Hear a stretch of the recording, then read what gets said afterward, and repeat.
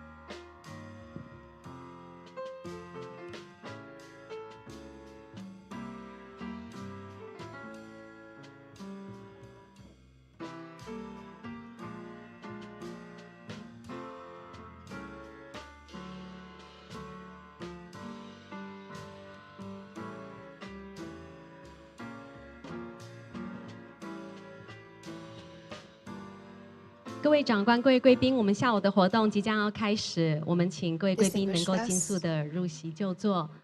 Our session in the afternoon is commencing soon. 把那个 Please 同步 take your 口译 seats. 关掉，现在同步口译播出来了。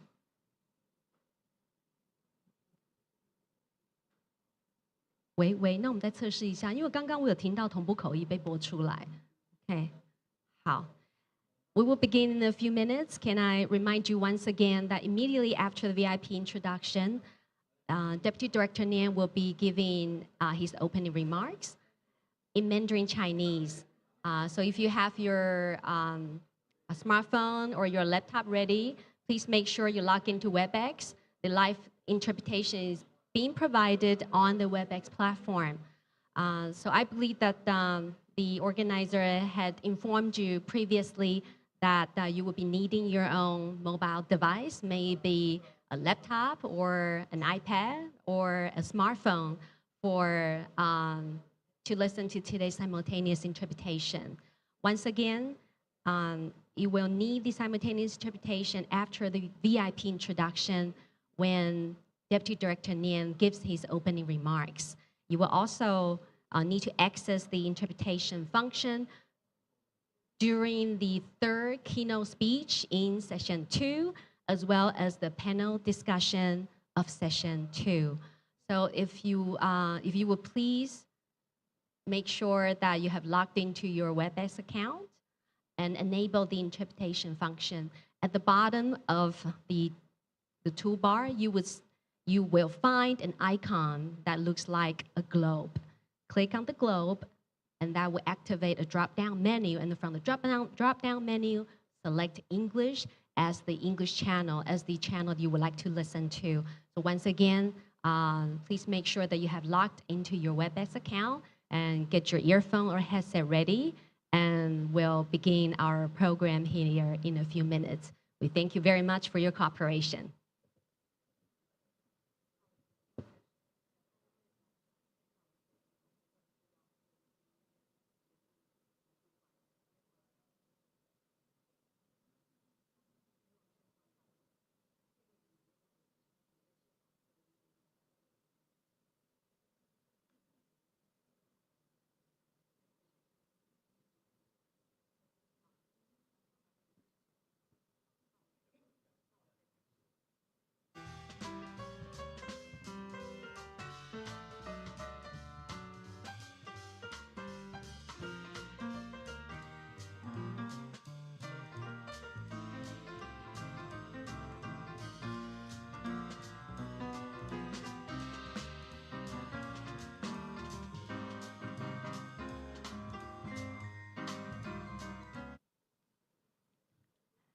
Good afternoon, distinguished guests, our dear speakers, our moderators, and our audience members joining us on site and online. Welcome to the ANIH Correspondent and EPWG Professionals Meeting, Balancing Dreams and Reality. My name is Jennifer, and I'm very honored to be your MC today. 各位长官、各位贵宾，欢迎大家莅临平衡梦想与现实。ANIH 通讯员暨青年人才交流会，我是 Jennifer。那我今天很荣幸的担任这一个场次的司仪。This meeting is organized by the Bureau of Cultural Heritage, Ministry of Culture, Taiwan, through the Asian Network of Industrial Heritage, ANIH, and it seeks to leverage ANIH's extensive international networks of international correspondents and partner international organizations to create opportunities for exchange and cooperation. 今天的会议是由文化部文资局亚洲产业文化资产平台 ANIH 来策划，希望借由 ANIH 广泛的国际通讯员的网络，能够持续的来去推广工业遗产保存的国际的对话。那同时也可以来去分享工业遗产领域的专业的国际网络。And today's program is divided into 2 sessions. The very first session will focus on World Heritage Governing Body and Leadership Program. And the session 2 will delve into sugar refining industrial heritage and the preservation and the revitalization of such heritage. 今天的会议总共分为2个场次，场次1要聚焦于世界遗产管理机构跟领导力的计划。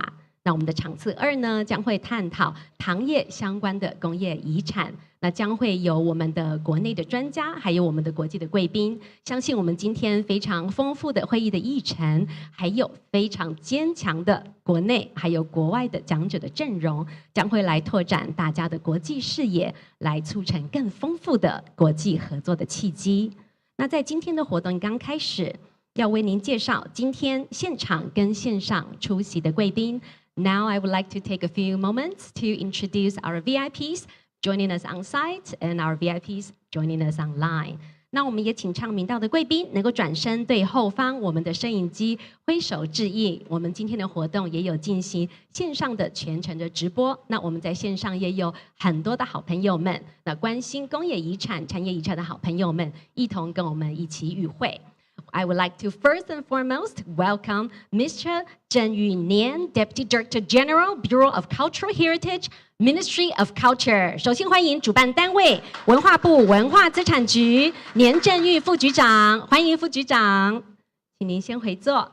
Next, I would like to welcome Hasti Tarakat, EPWG. She is the Heritage Hands-On Founder. 我们欢迎的是 Heritage Hands-On Founder 基金会创办人。欢迎 Thank you. Please return to your seat. Maya Rosa Pasaribu, 印尼 ICOMOS 财务长 Treasurer of ICOMOS Indonesia. Welcome. Thank you so much for joining us today. 那接下来我们要欢迎到的是 Nadia Purwestri， 她是印尼建筑资讯保存中心执行长 CEO of Indonesian Architecture Documentation Center. Welcome. Thank you for joining us today. Next, please welcome Srin Shindi Indira, 苏门答腊古迹信托基金会执行长，同时也是我们的阿尼的通讯员 CEO of Sumatra Heritage Trust. She's also one of our international correspondents. Welcome. 接下来我们欢迎到的是 Renko Rolike, Dutch Trading Post Heritage Network 执行秘书，欢迎他。Thank you. 接下来我们热烈掌声欢迎的是中国科技大学助理教授李兆祥李老师，欢迎李老师。Professor Li from China University of Technology, Taiwan. He will also be the moderator for today's first session of discussion.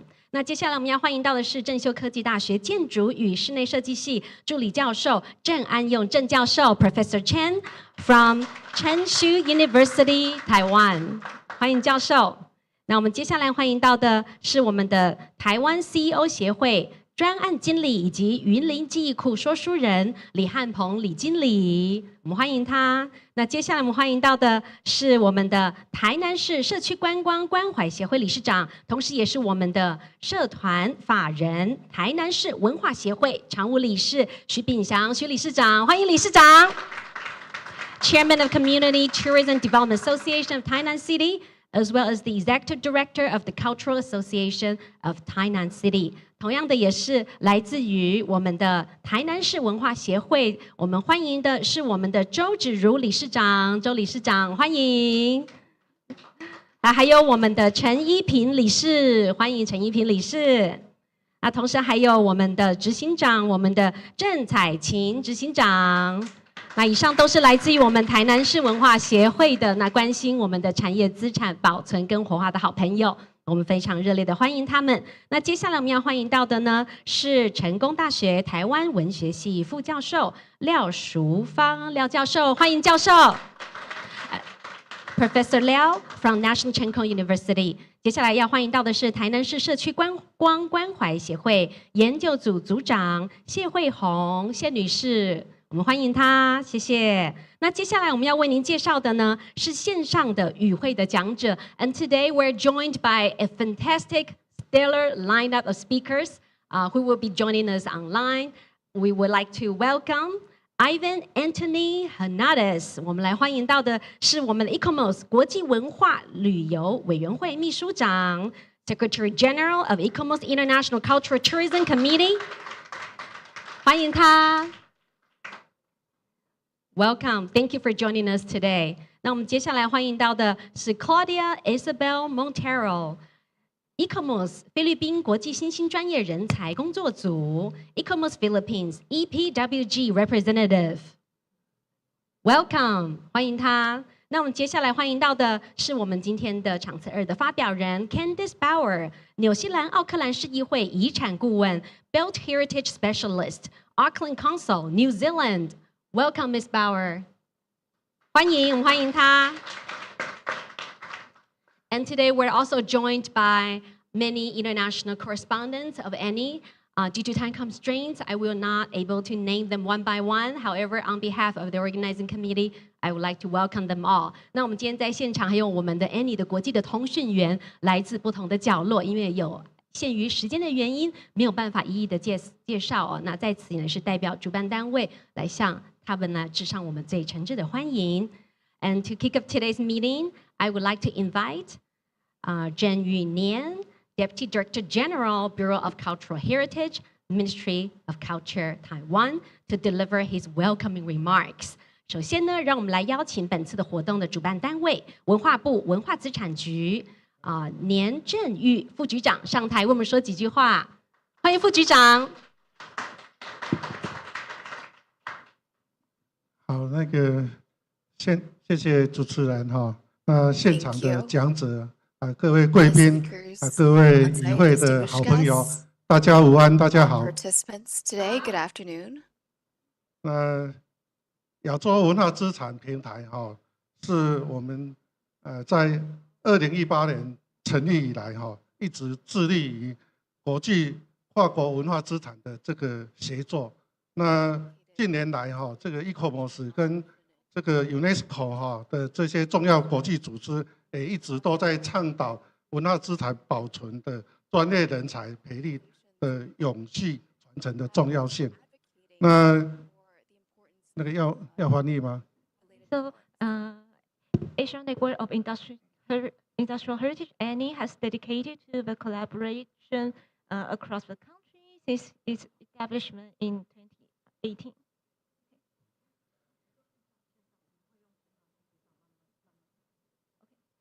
好，那个我们这次的讲座哈的主题是梦想与实现的平衡。ANIH 文资专业人才交流会，那这一次主要以这个领导永续为主题。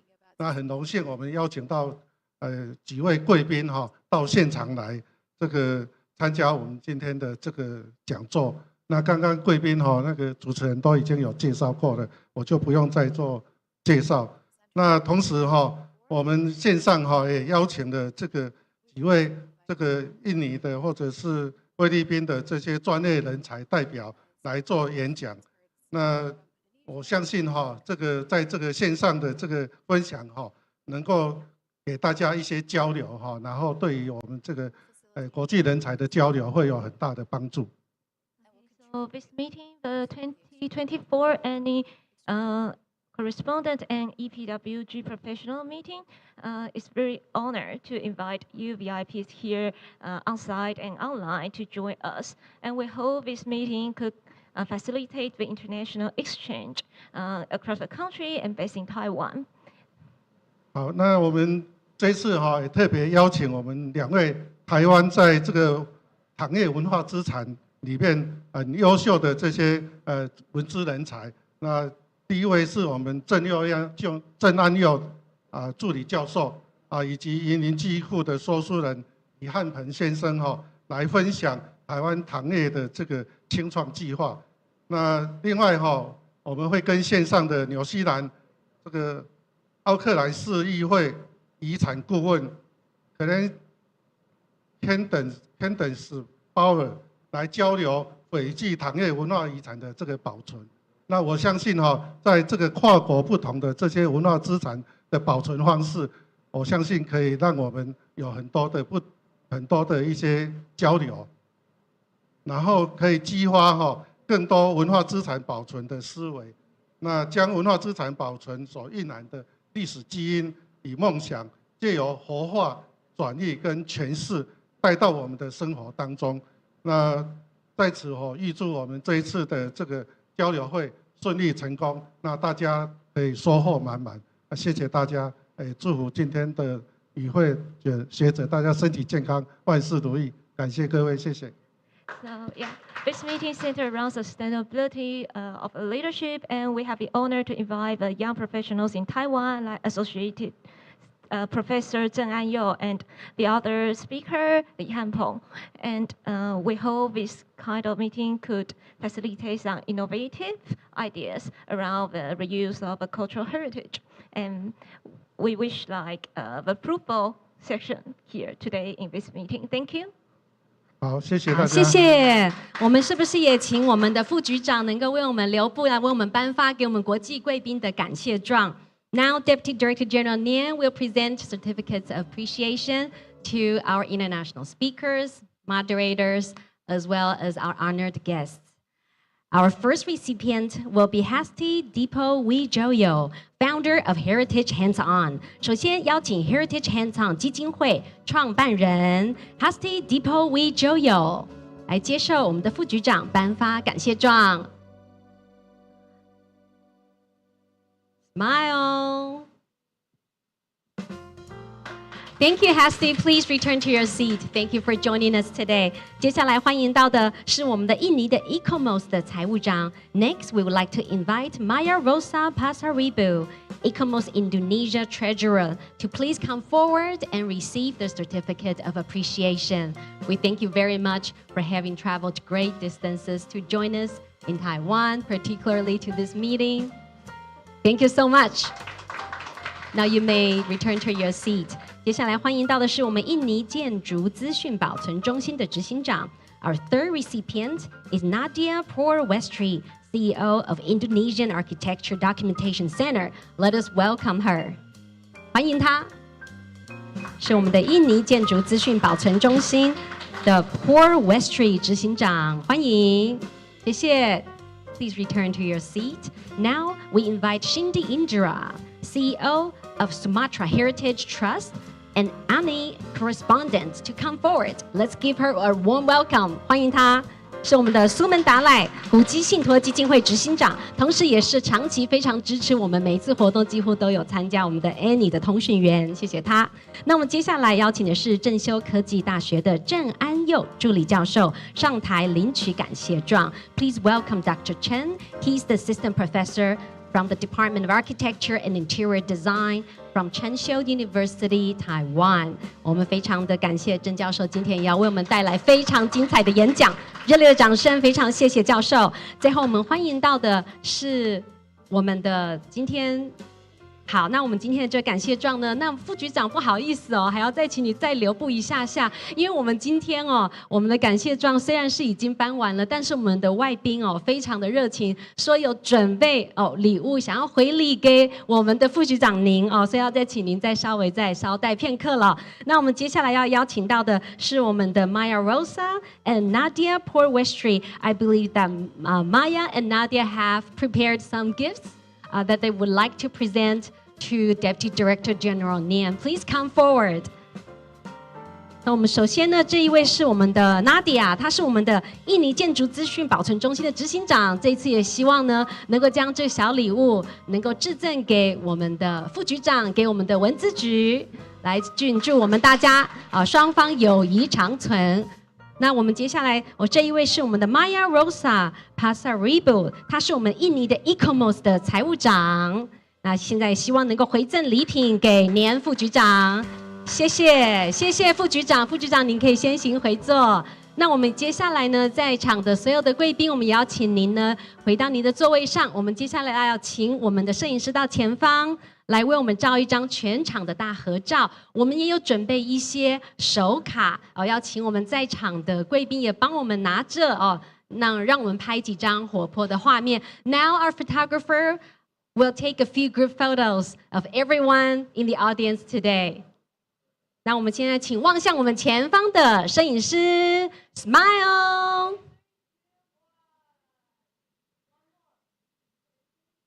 那请大家举起右手的大拇指 ，Can you give us a thumbs up？ 那我们来拍一张比较活泼的照片，请大家举起我们大拇指，也同时为我们今天的会议、今天的活动能够来加油打气，按个赞 ，Smile， 望向前方的摄影机，帮我们比个赞，谢谢，谢谢。我们团体照的环节到此圆满的结束了，再一次的感谢各位贵宾。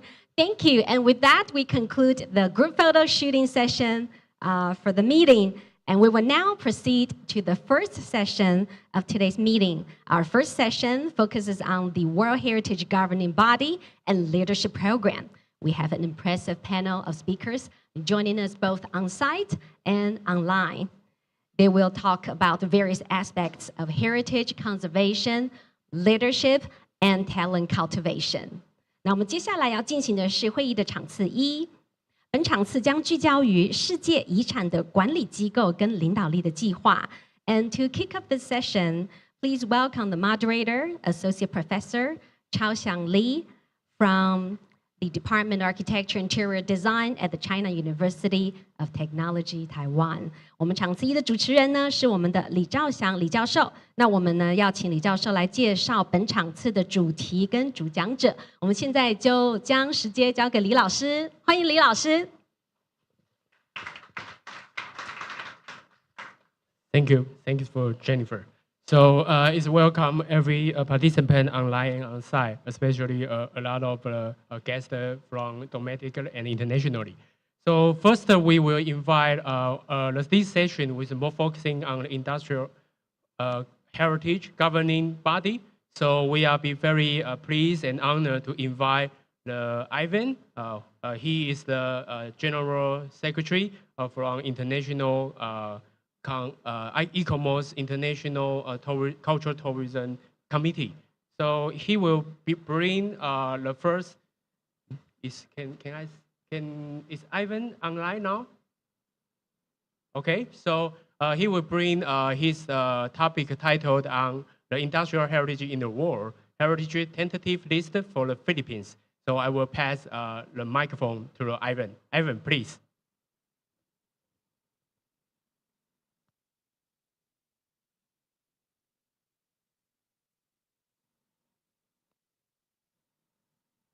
Ivan, can you hear me? Can you hear me? Yes, please. Okay, so I'll begin my presentation. Good afternoon to everyone, and I would like to share with you that the Philippines has updated its tentative list this year, and there are actually industrial heritage sites in the World Heritage tentative list. So this update was actually done on February 7, and we added 10 new proposed properties. And this was noted by the World Heritage Committee during the World Heritage meeting on July 26 of this year. So the 10 sites that we added to the tentative list include both natural, cultural and mixed sites, such as the Agusan Marsh, the fortifications of Manila in Intramuros, Corregidor, Kitanglad and Kalatungan, Hamigitan and Extension, prehistoric sites of Cagayan Valley, which is a consolidation of several sites that used to be on the tentative list, an extension for the rice terraces, Summer Island Natural Park, Taal Volcano and Town, and the sugar cultural landscape of Negros and Panay Island. I would like to focus on two of these sites which have some industrial heritage components, and of course, as you know, the sugar cultural landscape of Negros and Panay Islands is something that we have been working on for quite some time, and it's finally on the tentative list. The sugar cultural landscape of Negros and Panay Islands, it showcases the legacy of the sugar industry brought by industrialization of sugar production in the late 18th century. And this would include mills, factories, plantations, buildings, and mansions that reflect the social and economic dynamics of the late Spanish colonial and American colonial periods. And specifically, there are two mills right now that we are considering, the mills of Hawaiian Philippine Company and Victorias. They are both existing and representative of the industrialization of sugar production, including the communities established therein. So This is Hawaiian Philippines company, and it began operations in 1918, and it still has a good number of its steam engines still working. And of course, the Victoria's Milling Company, which began operations in 1919. More popular in Victoria's would be the Chapel of the St. Joseph the Worker, which is an important cultural property of the Philippines right now. So Hacienda Rosalia is exceptional as an example of a working hacienda in its mansion, while the houses of the historic center of Silay, the Aniceto Lacson Ancestral Mansion and Balay ni Tadantikang capture in an urban setting the wealth and history of the region. So this is Hacienda Rosalia. And of course, the historic center of Silay, which is a national historical landmark of the Philippines. And there are several, it's an entire historic district that we want to nominate because its fortunes were, of course, built on sugar production.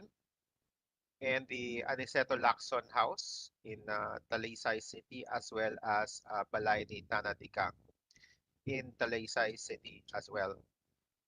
So while the sites on Negros embody the cultivation and production of sugar, the historic center of Iloilo, on the other hand, which is on Panay Island, embodies the trade and commerce that was generated by the crop. So we are nominating the sugar cultural landscape under Criterion 2. And the islands of Panay and Negros emerged as a major global exporter of sugar, elevating the Philippines' position in the 19th century trade with the United States, England, and Australia. And the surviving sugar production sites, structures, and practices represent significant industrial achievements of the 19th and 20th centuries, with sugar centrals around Negros and Panay serving as industrial complexes during the peak of global sugar demand in a socio-economic system that was not anchored on slavery. So that is for the sugar cultural landscape. Another interesting site on the or property that we have included in the tentative list would be Corregidor Island and historic fortifications of Manila Bay. And of course, this is military industrial.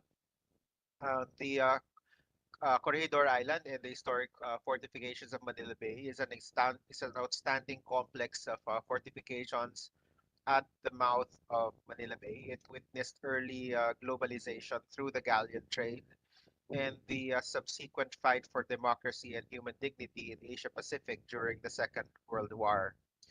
And owing to its strategic location, it was equipped with outstanding military installations during the early 20th century, evidences of which are the structures and installations found thereat. So we are nominating Corregidor under Criterion 4, and Corridor Island and the historic fortifications of Manila Bay were outstanding examples of building and technological advancement in military fortification. So the ensemble is, with its engineering accomplishments, was an outstanding example of a fortified island and military architecture and planning for an island and sea fortification among the most heavily fortified islands in the world, but with modern comforts and amenities. So I just wanted to briefly share that one of our biggest issues right now um, here in the Philippines is that we do not have any experts in the conservation of metals. So we hope to, in order to push forward the nominations both for Negros as well as Corregidor, we will need to network with other countries to capacitate our local professionals on metal conservation. I've checked with ICOMOS Philippines, and unfortunately, we really don't have um, a conservator for metal here, and we hope that in the next few months or years, we can send some people or professionals from the Philippines to train for metals conservation. So that's it. Thank you very much for the opportunity to share this to everyone. Thank you, Ivan. It's very great time controlling. Thank you very much. So because the time is pressure, so we'll quickly introduce our second presenter, is Maya. She is from Indonesia Treasure. So she bring the presentation titled "The ICOMOS Indonesia Up and Rise Towards the Global Interconnection." I think it's very important. 100% match the purpose of our meeting. So I will pass the mic to the Maya. Maya, please.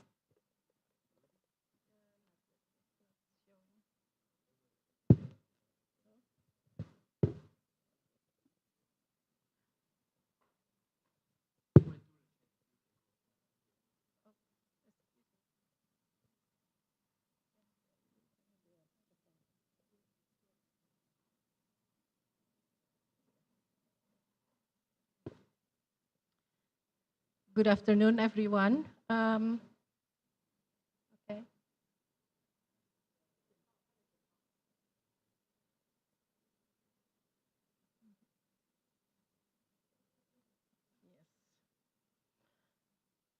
Okay. My name is Maya Rosa, and I'm from ICOMOS Indonesia, and originally from Bandung, Indonesia. My presentation will be about ICOMOS Indonesia up and rising towards global interconnectivity while keeping the local ground. As the National Committee of ICOMOS, ICOMOS Indonesia providing platform to communicate and discuss among ICOMOS Indonesia members, and as a forum to actively participate the global interconnectivity in ICOMOS.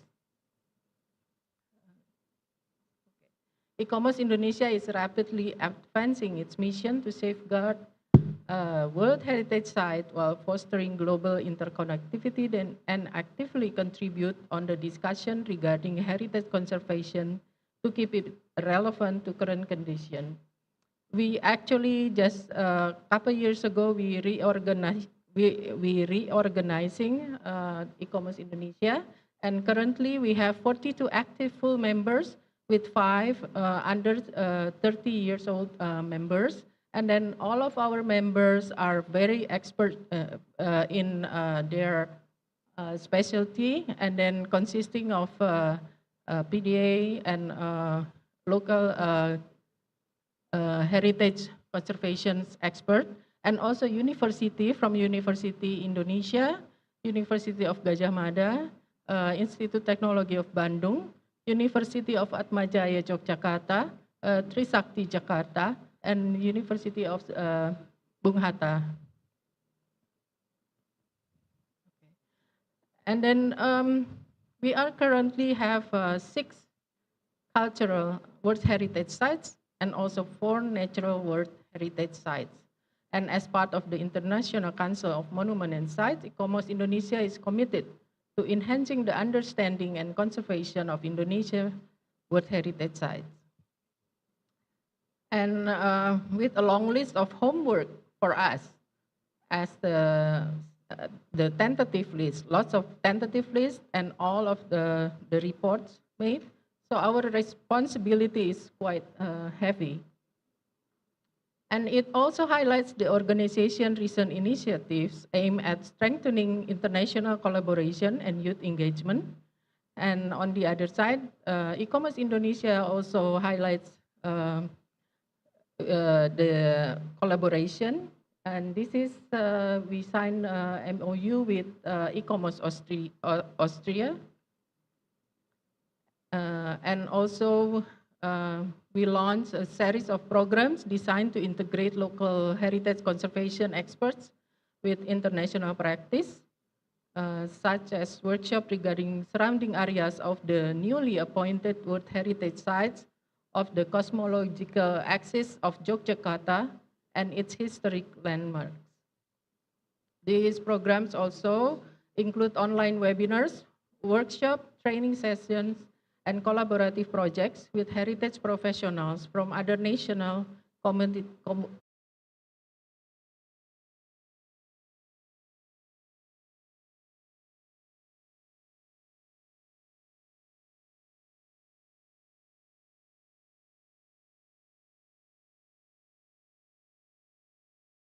First, ICOMOS Indonesia is not only safeguarding the nation's cultural heritage, but also building a strong framework for global interconnections.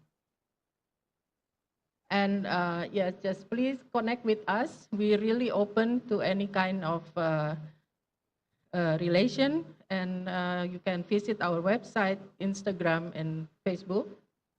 And then last but not least, let me say happy birthday to Indonesia, the 79, to our beloved country, but it will be tomorrow. But happy birthday from now, and then just thank you. That's all.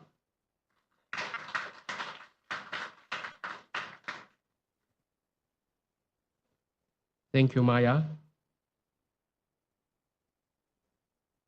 So because of the time, so we will welcome our third, the presenter. I think it's the Claudia. Are you online?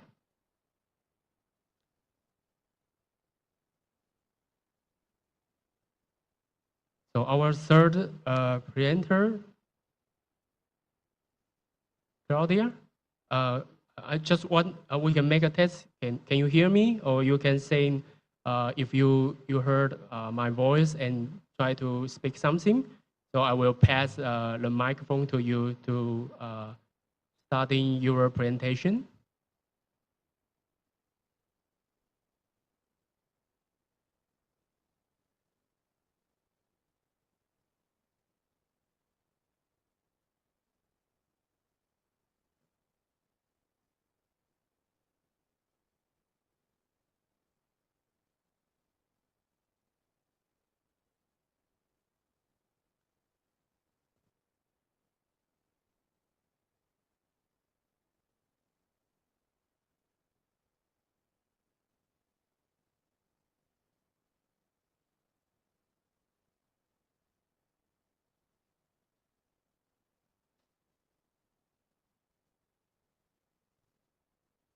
Oh, I think we lost Claudia.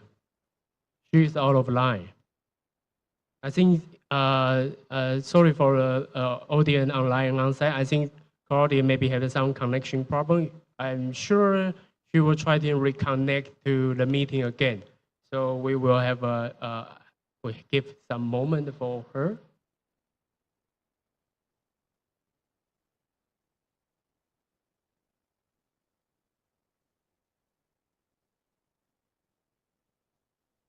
Okay, we have Claudia back. So by this time, I will quickly introduce the Claudia's presentation title. She will bring the presentation title to strengthen the e-commerce pipeline, empowering the emergency professionals network in the Philippines. Claudia, can you hear me? Hi, hello. Can you hear me now? Okay, sure. I will pass the microphone to you. You can start your Okay. presentation now. Thank you. Right. So I hope you can see my screen, but I don't know how to like.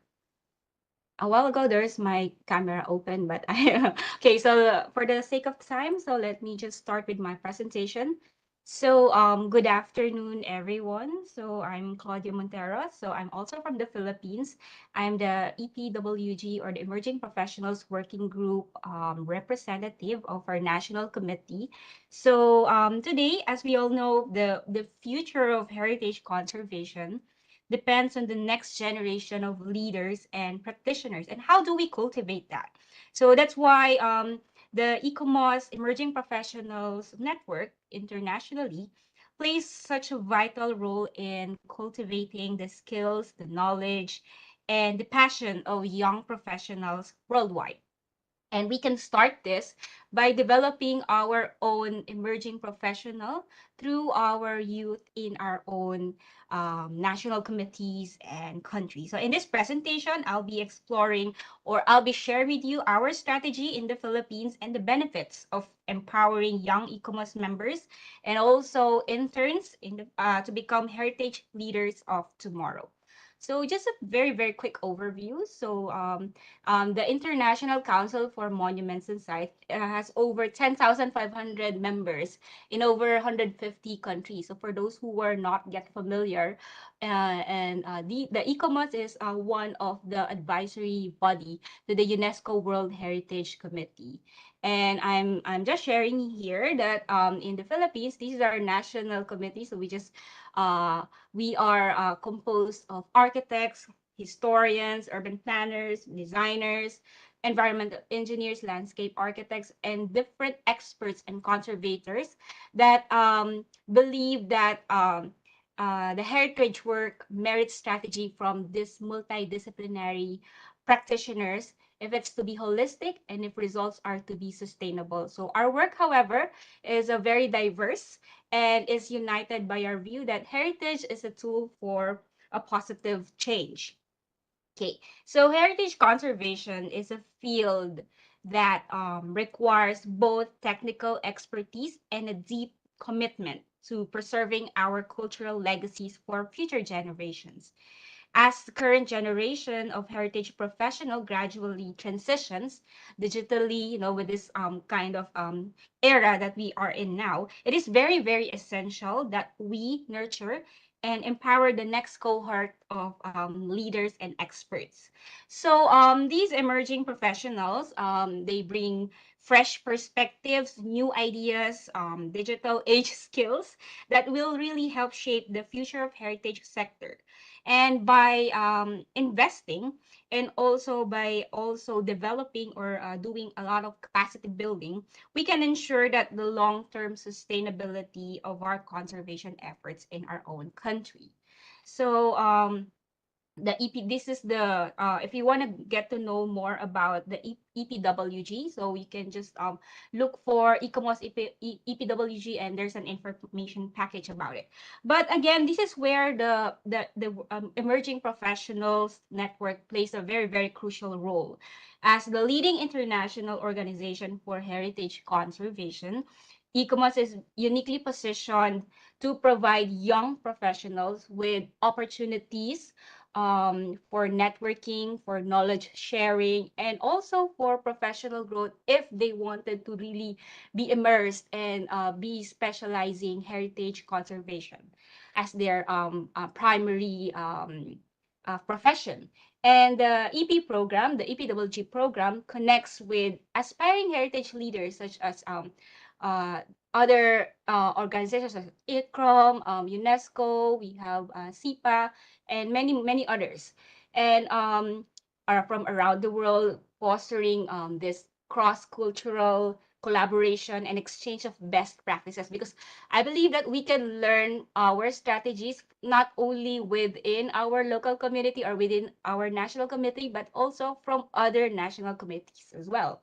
And again, this kind of like strategy is we set, this from a goal, and then we forward to personal development, skills development, and we find also a mentor, because a mentor is one of the very, very important element in this partnership or in this dynamic.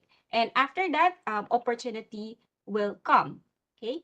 So just to share with you, in the Philippines, we did like thrive during the COVID. It was kind of like a test for everyone.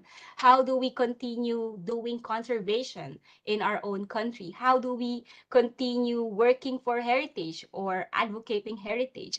And this uh, opportunity that arose from the pandemic, it serves as another strategy for us to launch this ECOMOS remote internship program. Okay, so at present, so we do now, we're back in the face-to-face or the hybrid type of internship, but we started with just fixing this kind of short-term and long-term internship program.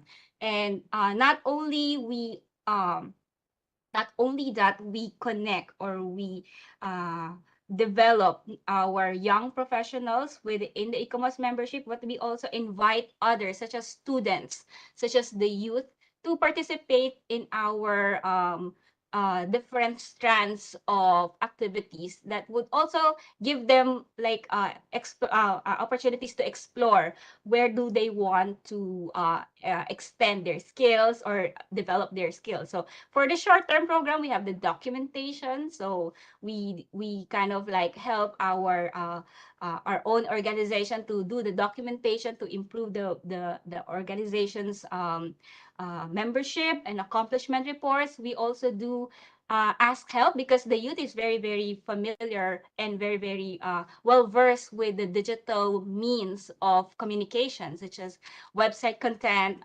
social networking sites, other event support, and webinars. And for the long term, we have these different other working groups, such as the climate change working group, we have the sustainable development working group. And also, if they wanted to develop the academic track or the research track, if they want to publish, then we also do have a much more longer term for a research track. And again, so it's been like a lot of experience online, and we were able to hold a lot of activities. Some of this I'm gonna share with you. So far, our EPWGs and our interns were able to work on this different projects, such as baseline study for governance practice about the spending on heritage projects in the Philippines. We also talked about landscape heritage education, the experiences of heritage practice amidst the pandemic. And even this one is a research track. And actually, the internship program in the Philippines doesn't offer only locally, but also internationally. So such as one of our previous interns, Picha. So she's from Thailand and also studying heritage in Germany. So she did this research with our member. And some recent presentations as well. It's very diverse depending on the background of our interns and our EPs. And so far, we did some partnership with higher educational institution in the Philippines, both state universities and private universities. And we continue on to expand and reach to the other universities by building up some memorandum of understanding to also help them fulfill the hours that they need for internship in their respective programs, degree programs.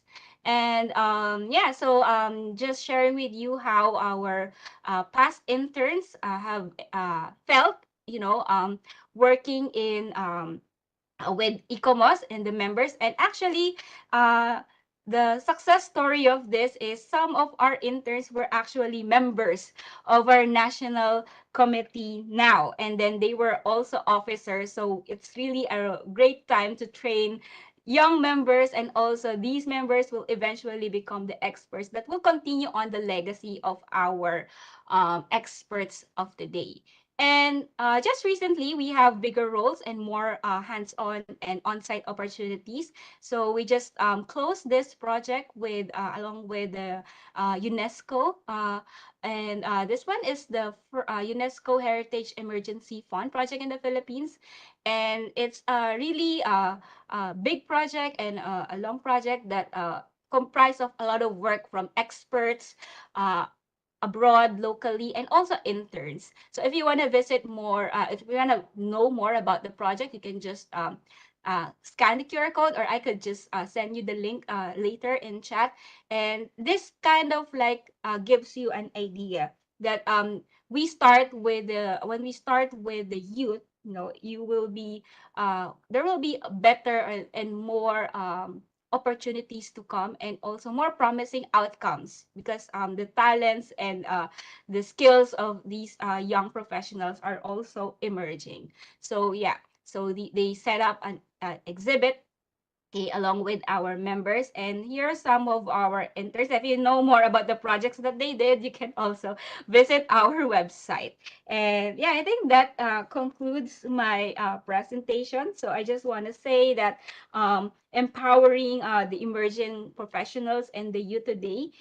It will drive their professional growth and career advancement. So by expanding their networks and access to resources, these young people will have the unprecedented opportunities to learn, to create, to collaborate in advance to their heritage conservation skills. So thank you very much and have a pleasant day ahead. Thank you.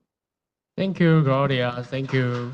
Thanks for all today's three presenters. So we can learn from the Ivan to give the potential imagination in the future. Maybe will be a kind of sugar industrial heritage cereal in the Asia Pacific region.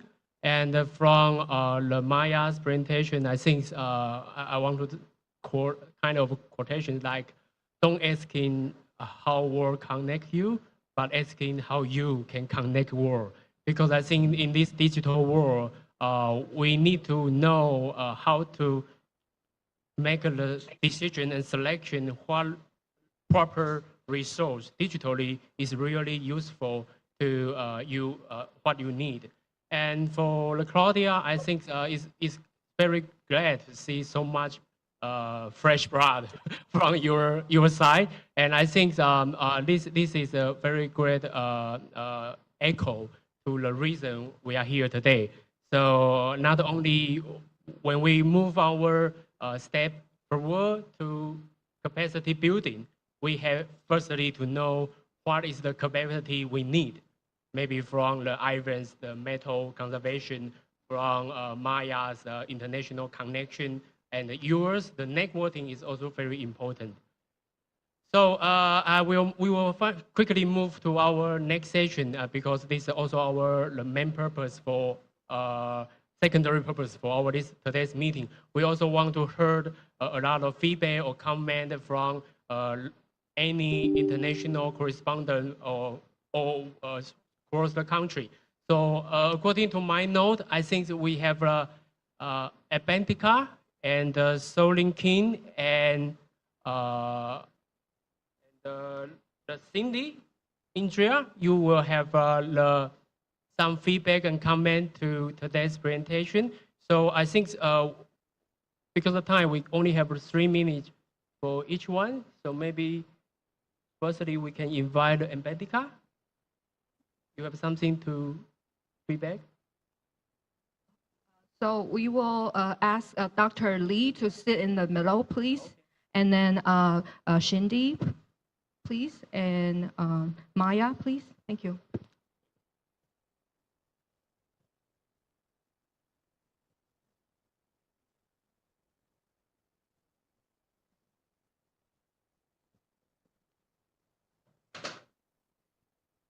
So according to my agenda, the first person would like to raise response will be the Abentica. Abentica, do you online? Can you hear me?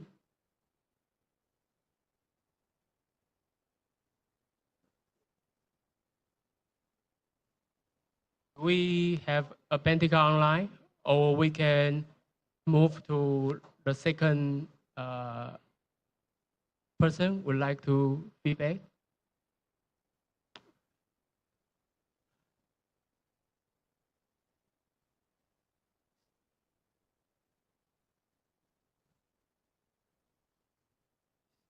So do we have Abentica on the screen?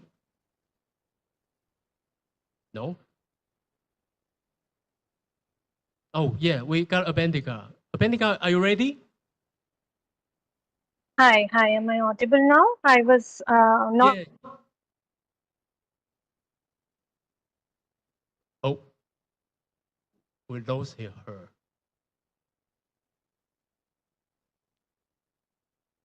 We really need a global connection. Yeah.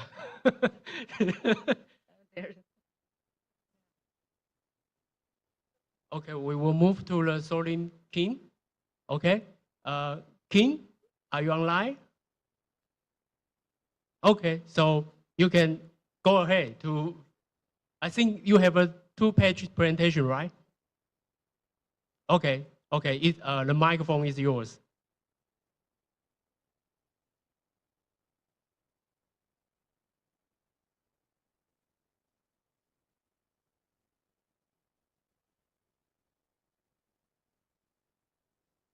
Can you know no sound?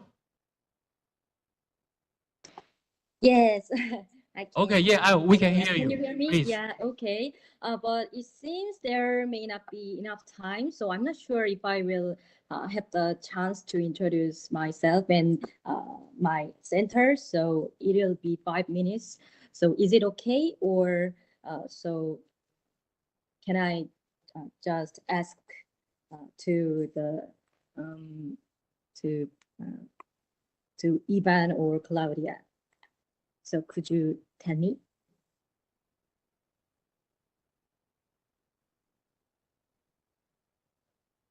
Um, okay. Okay. I can share my um, file.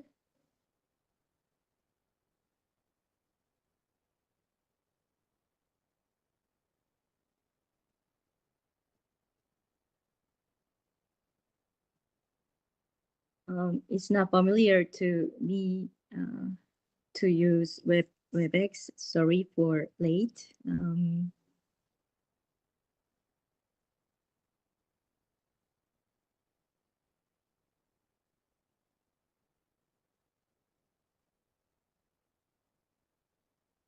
Do we have the so Kim's presentation from our side? So maybe we can display from our Yeah. computer. Yes, please. Yes, please. Do we have? No. Okay. Kim, you got a problem, right?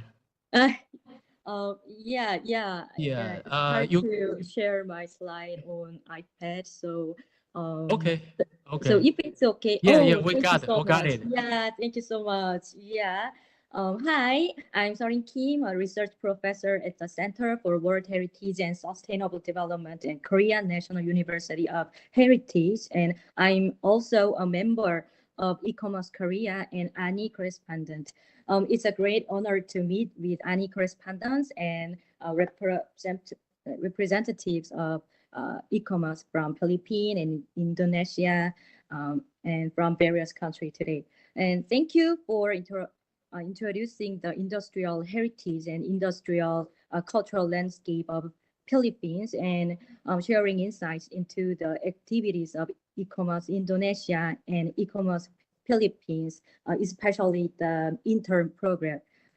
These have been a valuable opportunity to understand the importance of active networks and activities by cultural heritage experts.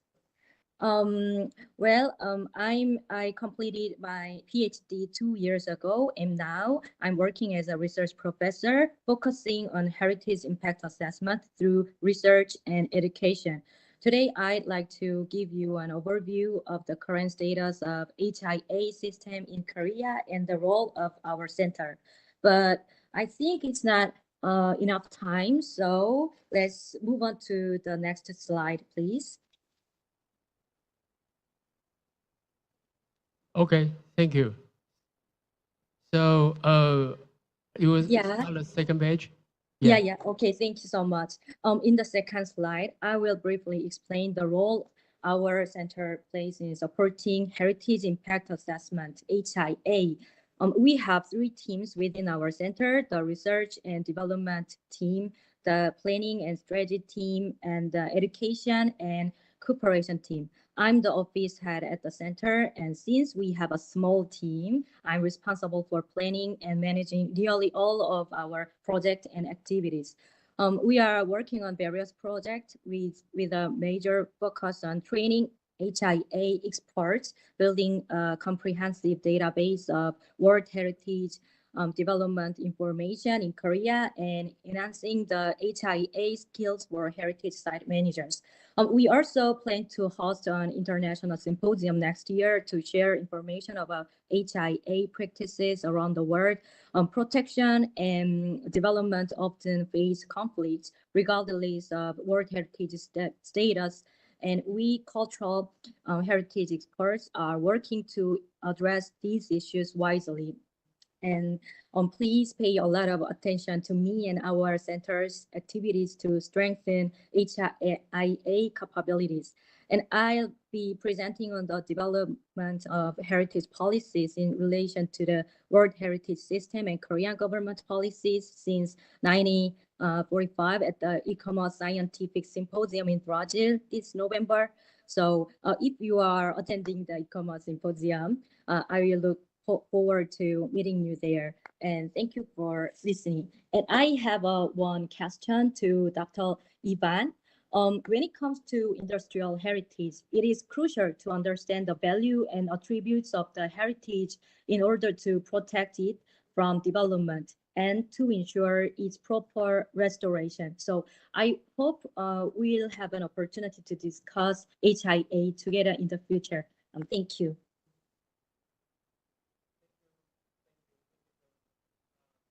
Thank you, Jolene. I think Korea always stand in the first wave internationally in the World Heritage issue. I think the impact assessment in the upcoming years will be a very essential issue in the World Heritage networking because we are counting the numbers. And but also we need this number is very in niche instead of we wasting too much cost in for the event. Yeah, I think it's very important and looking forward maybe it will be a very potential thematic meeting topic in the near future for the ANI. Yeah, thank you very much. So I think we have Abendika back online, right? Abendika, are you there? Yeah, can you see my wave?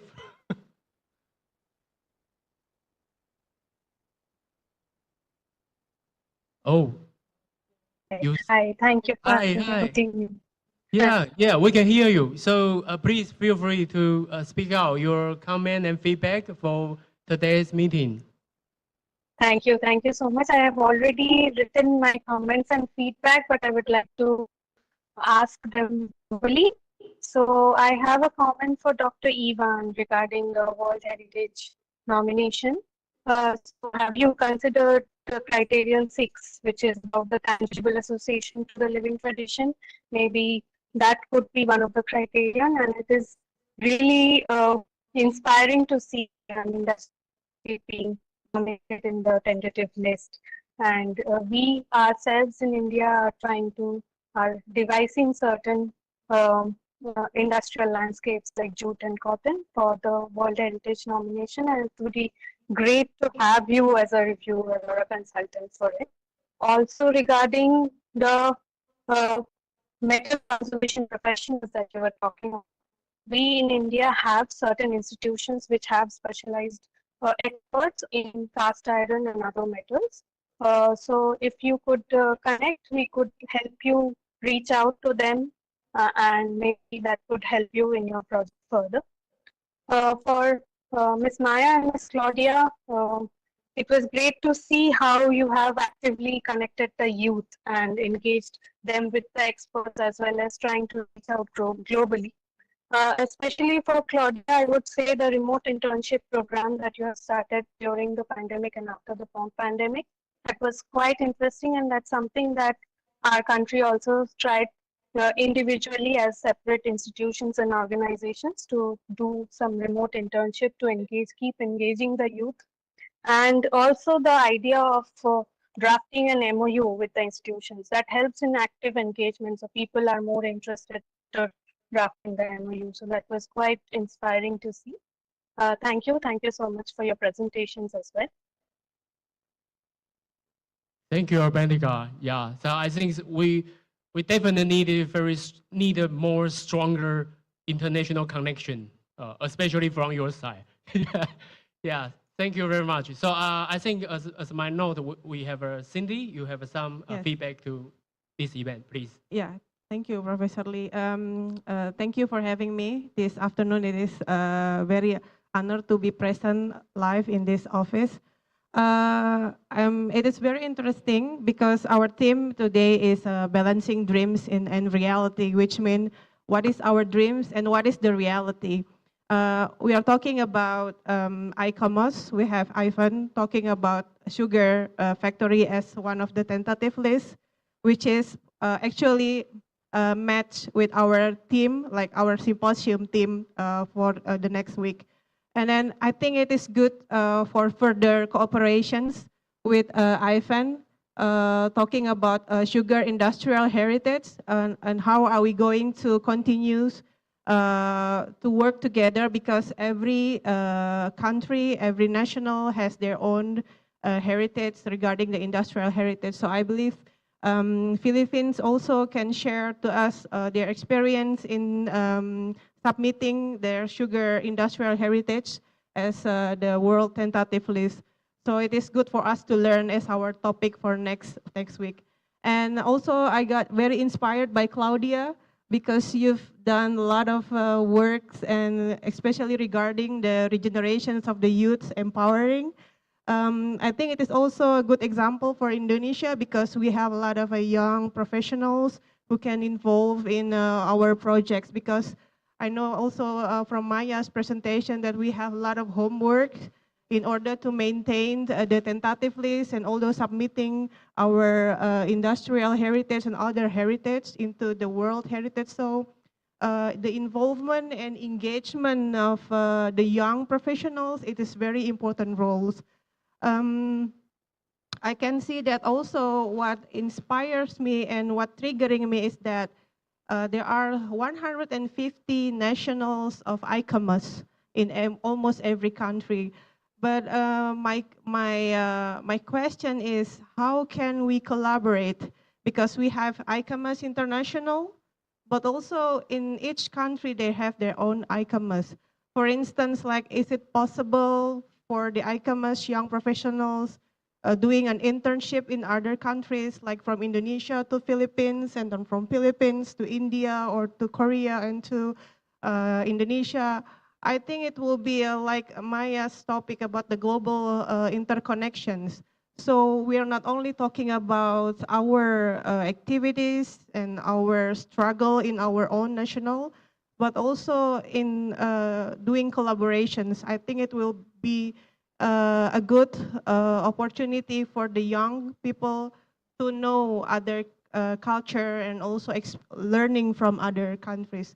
That is my notes for this afternoon's discussions. Thank you, Professor Lee. Thank you, Cindy. I think it's very good. And this is the reason why we are here.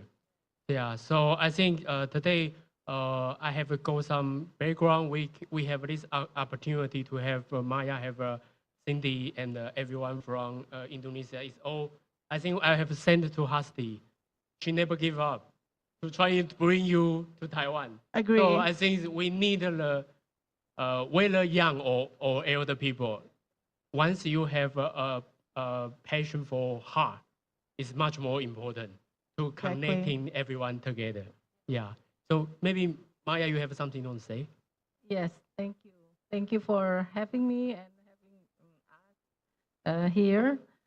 My note, also, even though we are going to connect globally, interconnection, but please bring your own uniqueness, local uniqueness.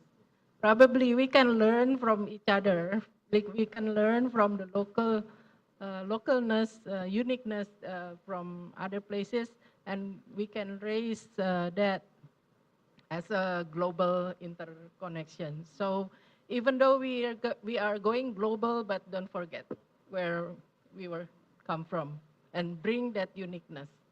Yes, thank you. Thank you, Maya. I think this is a very key issue, especially this is also a big question mark for everyone dealing heritage in Taiwan, because we are too much multicultural. Yeah. We are a hub of many different culture. So, but how to choosing as you said, the special thing to not become part of war, but not only one war. Yes. Yeah, I think it's very important. And I think got echo to the Cindy you mentioned. I think ICOMOS is a big family, but we have to be honest. It's very from the Western country. So in the Asia Pacific, as I know, we are working on it because in the European, they have a real regional networking. It's very strong. So because European Union, they also relied, I think it's very lucky. The European country, they have European Union. So it's pushing every country together. Yeah. But in the Asia Pacific, we are not so strong cross-boundary organization, especially a lot of political concern.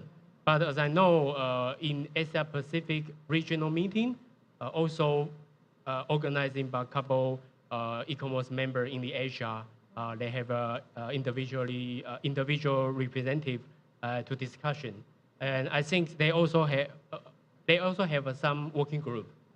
So I think the working group should connect every EPWG is the worldwide, but we should maybe connecting some Asia Pacific member, and we can continue to share because thanks for the digitalization, we don't need to travel a lot. Exactly. Yeah, we can use in the webinar or using a lot of online course to share our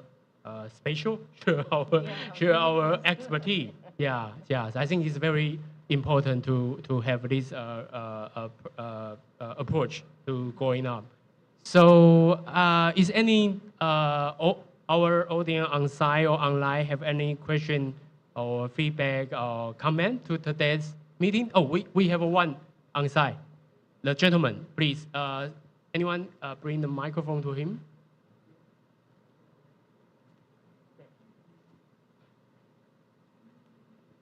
Thank you very much for this opportunity. First of all, I'm honored to be here and especially witnessing all the scholars and specialists coming over here to share your expertise and your views and points and some very valuable information regarding their heritage. Frankly speaking, when I came here a few minutes ago, there's a rice sugar company 5 minutes away. Yeah. I grew up here. And then, so I think that I'm eligible to share some of my information today. We talk about the heritage, but sadly, when I was there about 60 minutes ago, I saw only one building left for the sugar company. It used to be a 30-hectare sugar company, and then probably about 40 years ago, it is overwhelmingly came apart, destroyed. And so we talk about the heritage. That came to the question of how are we going to make sure that a valuable sites like Taiwan Sugar Company, right here in Taichung, simply left only one building left. So what happened between this process? So when we are talking about probably some of the cultural heritage, but in terms of referring to the politics, I mean, who made the decision to let those, relics or the leftovers of the used to be a very glamorous sugar company just disappear? Who made the decision to sell out all those machines, all those, valuable, leftovers? Because I grew up there, I lived there for probably about 20 years before I graduated from high school, and then moved to Taipei for my college. And so I'm very heartbroken to see that a great site right here, 5 minutes away, is simply just left with nothing. Tall buildings built up, and then some a very famous commercial company, Lalaport was built a few years ago. So I will talk about the heritage. I really want to see what policy can be offered to save those memorable monuments of the industrial heritage sites. That is my major concern.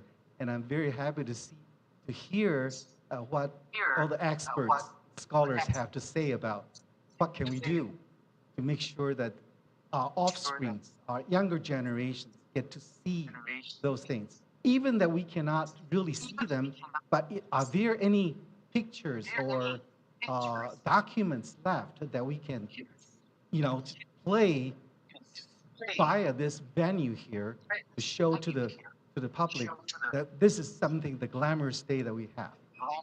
That is my concern. I'm very pleased to hear that this is a big topic for us. Thank you. Thank you, for Mr. Gentleman's comment. So is anyone, Cindy or Maya, you want to answer it? Okay, Maya, please. Thank you for the comments and the question, because this is a classical situation within the heritage. So that's the major difference with the Western, with conserve only the buildings. But in Asia, we conserve the memory. We conserve the people who live there. So not only in sugar industrial heritage that the buildings got only one left, not only in sugar industry, but everywhere heritage building it's get demolished one by one. But the thing is, we have to how we cherish the memory. That's the heritage that we have to pass on to the next generation. So the building is just the shell, but the inside should be all of those memories, the cherries, good or bad, but that's how the heritage is. Yes, thank you. Thank you, Maya. Cindy, you have something to say? Yeah, just a little information. Yeah, it is good that that is your memory, also the collective memory of the other people. So involving, engaging the young people to support, to preserve the heritage and its culture that it's produced from the sites. It is good to maintain the spirit. So I believe the people's spirit is the most important thing. If we cannot do anything, but as long as we work together and with the other, especially the young, I think it's good. Thank you, Cindy. Okay, so I think we have a lot of echo and discussion since this afternoon. So because of time, I think we have to end in the first session here. So we'll welcome, we'll make the microphone to our MC for the following. I'm sorry, so Kosti, can you, now it's your turn, because we see your raising hand. Okay, okay. We don't have to. Yes, so please. I didn't want to ask anything. I just wanted to answer to the question to the gentleman before, the two ladies that are sitting next to you from Indonesia, that in Europe, as well as European myself, exactly the same thing happened following the Second World War. And a lot of heritage buildings disappeared, not only because they were demolished during the war, but because of this fixation with modernity that we had in the 1950s and 60s. A lot of old towns disappeared, and also industrial buildings as well disappeared during the 50s and the 60s, because actually they were building what they called, quotation marks, the new Europe. So I'm 60-something years old, and I can remember areas in Europe and around my hometown, everything that just disappeared. They just built new, ugly, modernist blocks. That was it. And all this beauty, it was gone forever. Yeah, as you said, memory is very important, but memory is just from photographs and carvings. What else? I can't think of anything else really that it evokes this memory of the old areas that and old buildings that they are gone forever. The question now is, what can we do in terms of sustainable development and the preservation of this, whatever is left around the world? For me, that's a big question, and I'm not an expert I'm not an architect or anything, but out of sheer curiosity, I would like to know. That's it. Thank you very much. Thank you, Costi. I think heritage is a big assignment left by our ancestor, and we need to answer it working together with our next generation. So we were looking forward for the multi-approach and discussion continuing. Okay, so should we move to the next session? Or? Okay, thank you, Maya, thank you, Sandy, thank you, the presenter online and the join online. We will move our section to the second part. Thank you.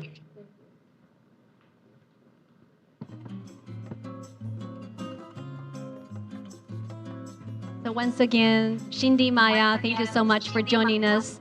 Thank you for your contribution to the panel discussion. And Costi, Bentica, and Sulin Kim, they're our international ANIH correspondents. We would like to thank them for their active input and enthusiastic participation.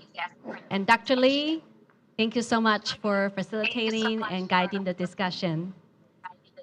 We all had a fruitful panel discussion and exchange from session 1. Now we would like to move on to the next session. For the second session of the meeting, we have another fantastic lineup of speakers who will be sharing their insights, their best practices and experiences with us, particularly with regard to the preservation and revitalization of the sugar refining industrial heritage. 接下来我们要进行的是今天的第二个场次。今天的第二个场次的主题是糖业工业遗产保存活化知识跟经验分享。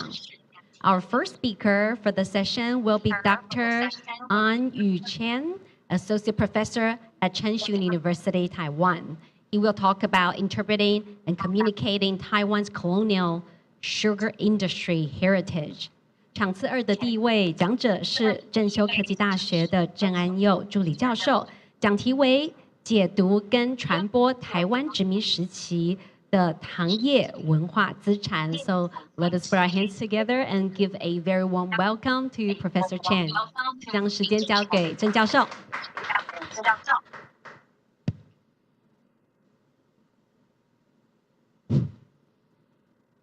I have my PowerPoint.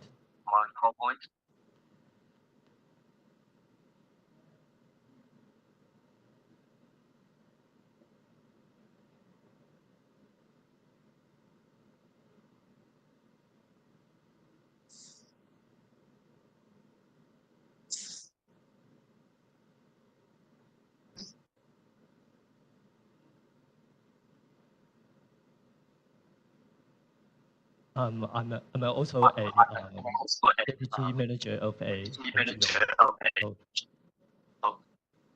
To us, it's quite hard to cultivate young generation because those young people, they come to some intern or find some new work. Approximately 1.5 years. They finish a project and most of them just leave. So, but still try to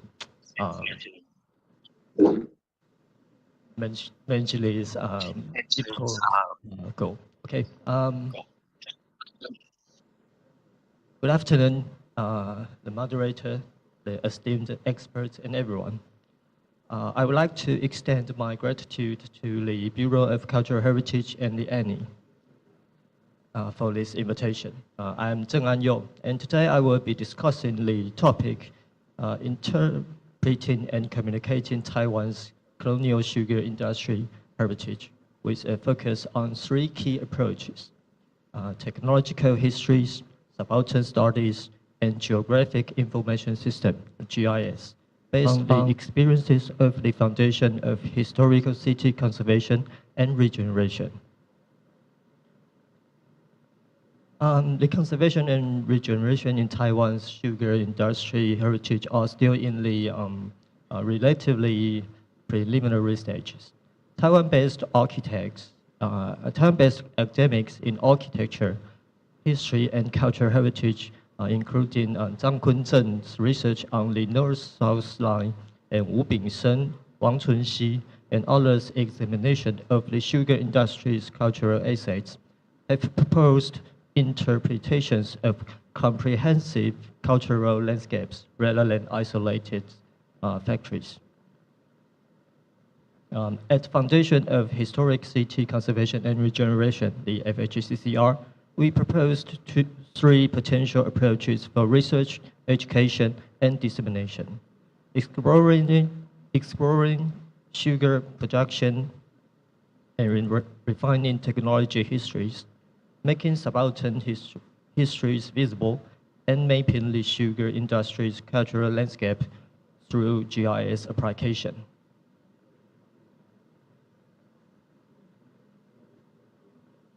The history of Taiwan's sugar industry is emblematic of colonization. During the Cheng period, sugar became an important export under Han management and was modernized by private Japanese capital during the Japanese period. Equipment, machines, technologies, and production methods were transplanted to Taiwan. Before World War II, Taiwan's sugar industry was mainly controlled by 4 major Japanese sugar companies, with 42 modern refineries built. And after World War II, the industry was nationalized by the Republic of China's government, becoming the Taiwan Sugar Corporation, the TSC. In the 1980s, it was privatized due to its decline and began to be regarded as cultural heritage in the 1990s. And today, under the Cultural Heritage Preservation Act, previously abandoned factories and machinery are re-evaluated as industrial heritage and conserved through public and private sector initiative. In Taiwan, industrial heritage is deeply connected with the political economic context, socio-economic life, and modes of production. As of 2023, only 2 sugar refineries are still in operation, while 65 sites have been legally registered as cultural heritage. Several sites, with or without legal status, have been repurposed for cultural tourism. Present approaches to conservation and reuse of sugar industry and refinery sites can be categorized into 2 main types: those managed directly by TSC and those operated through outsourcing arrangements.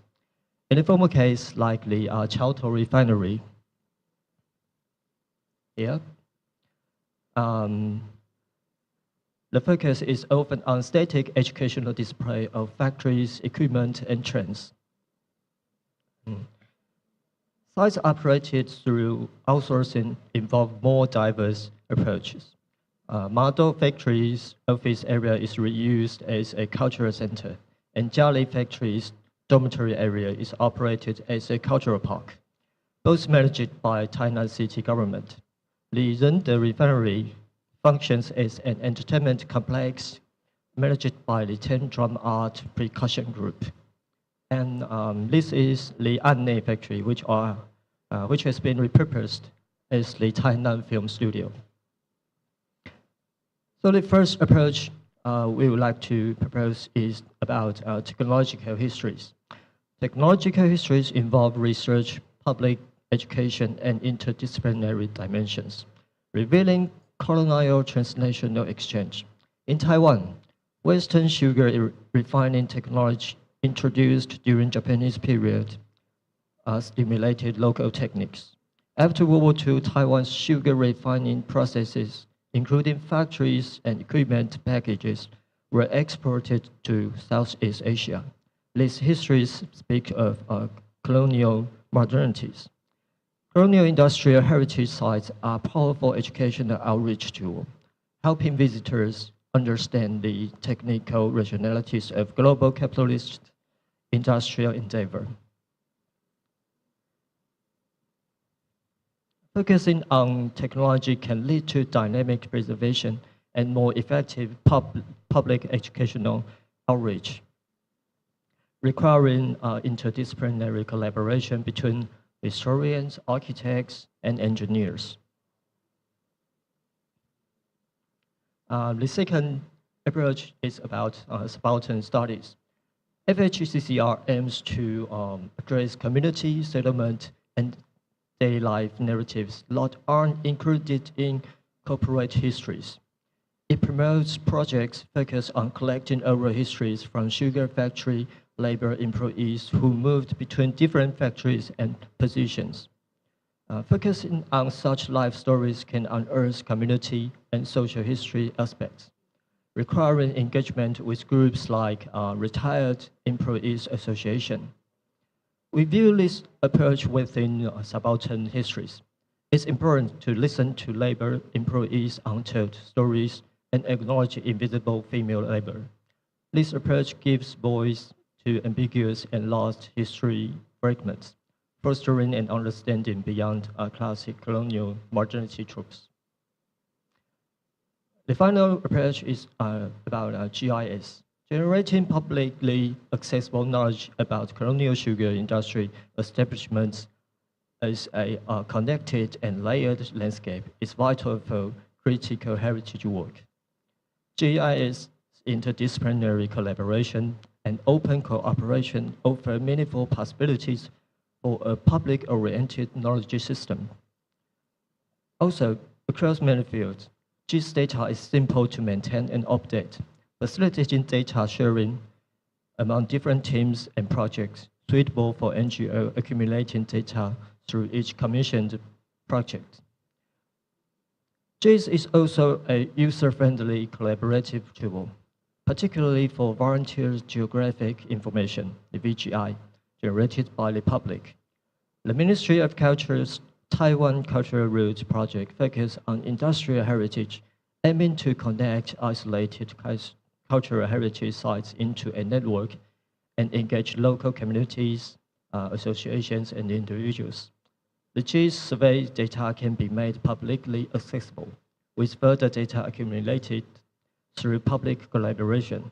This way, collective knowledge about sugar industry's multiple and complex dimensions can emerge. Through diverse documentation and interpretative approaches, such as narrating technological histories that unpacked colonial and global capitalist technocracy, revealing hidden subaltern histories of factory labor and female employees, and collaboratively creating public repositories of cultural mapping and critical knowledge of the sugar industry. We propose reclaiming Taiwan's past colonial industrial infrastructures in a way involving NGOs, engineers, historians, and the public. Thank you very much.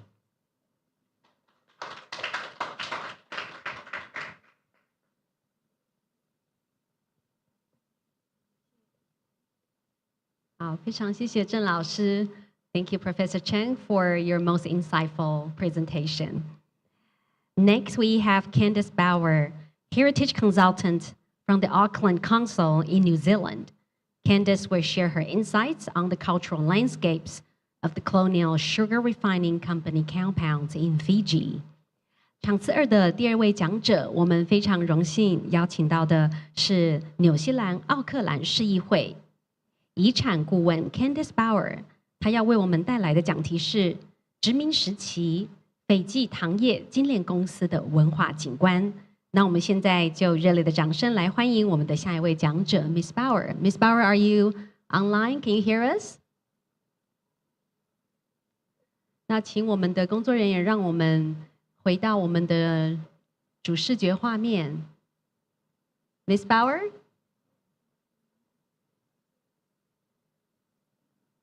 要把它取消静音。Okay, we believe you're muted. We are working on unmuting you. Please bear with us. Hi there, can you hear me? Yes, we can hear you loud and clear. Please go ahead. Okay, great.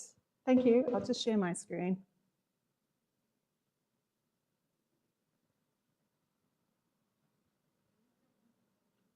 So Ms. Bower, will you be sharing your screen or should we share your slides for you? I'm just trying to share it now. Give me a minute. Can you see? Yes, we can see your slides now. So please go ahead and begin your presentation. Thank you. Great. Well, thanks very much for having me, everyone. My name is Candace Bower. I'm a built heritage specialist based in New Zealand, where I work in the government sector. I look after Auckland's built heritage stock, but I'm originally from Fiji, so I've spent the bulk of my time there, my life there, and obviously I'm interested in Fiji's heritage. So today I just wanted to share a bit with you about Fiji's sugar industrial heritage and the influence of the Australians' sugar giant, the Colonial Sugar Refining Company in Fiji. So for those of you who don't know, Fiji is an archipelago. It's located at the eastern reaches of an area known as Melanesia, about 3,000 kilometers east of Australia. It's made up of some 330 islands, with the two main islands being Viti Levu and Vanuatu. Fiji was inhabited some 3,000 to 3,500 years ago by the Lapita people, a culture that were known for the distinctive pottery. The first European, Abel Tasman, reached Fiji in 1643, followed by James Cook and William Bligh, but Europeans didn't start to frequent the place until about 1804, first during the sandalwood boom and then later the beach demur trade. They began to settle in Fiji from about the 1820s, mostly in Levuka, and they took up indigenous wives and integrated into the social fabric. In 1874, Fiji was ceded to Britain, and Levuka became the official first capital of the new colony. Levuka is an early 19th century port town and is today Fiji's only World Heritage Site. In the years that followed, migrants arrived from various countries, the majority of whom were from the Indian subcontinent, brought by the colonial government as indentured laborers to work on the plantations. Fiji gained independence in 1970 and is today a rich tapestry of interwoven cultures, expressed in language and story, song and dance, craft and built stock. Prior to European agriculture, sugar grew wild in Fiji and throughout the Pacific region. Cane leaves were a typical thatching component for indigenous vernacular architecture, and they were used in the cladding of houses. It wasn't really until the European traders and settlers arrived to live amongst the Fijians from about 1820 onward that plantations were established, and sugar, along with cotton, tea, copra, and all other manner of tropical spice and produce, were planted and harvested to supply the merchants of England and Europe. Many of the earlier European settlers had cane plantations of their own, though those settlers with the economic capacity to own and operate mills were few and far between. And a common dilemma faced by many planters was that sourcing of mills to crush their cane. Mills that did exist were small and ineffective. So soon after Fiji was ceded to Britain in 1874, the newly established colonial government, eager to attract capital to the nation, set about creating a political environment conducive to large-scale investment. So by 1880, drawn by the potential for profitable investments, the Australian company, the Colonial Sugar Refining Company, or CSR, agreed to purchase some 1,000 acres of land in Fiji and erect a mill by 1882. The CSR was founded in Sydney in the British colonial context of 1855 by a Danish immigrant and businessman called Sir Edward Knox. It established its own plantations in Fiji, but the core business was in sugar milling and refining. Mill centres were effectively company towns.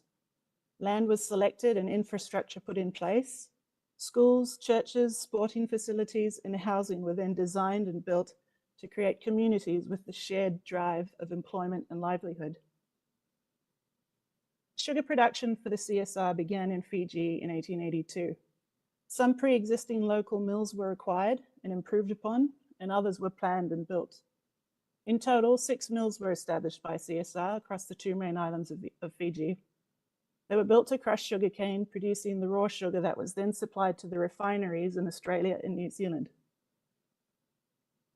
The Rosa mill in Bar was built for CSR's New Zealand arm, the New Zealand Sugar Company, to supply the CSR refinery in Auckland. It began crushing in 1886, while the Lautoka mill was to follow, with crushing beginning in 1903. Residential precincts were known as compounds, and they were complete with gardens, lime-washed drains, and fencing.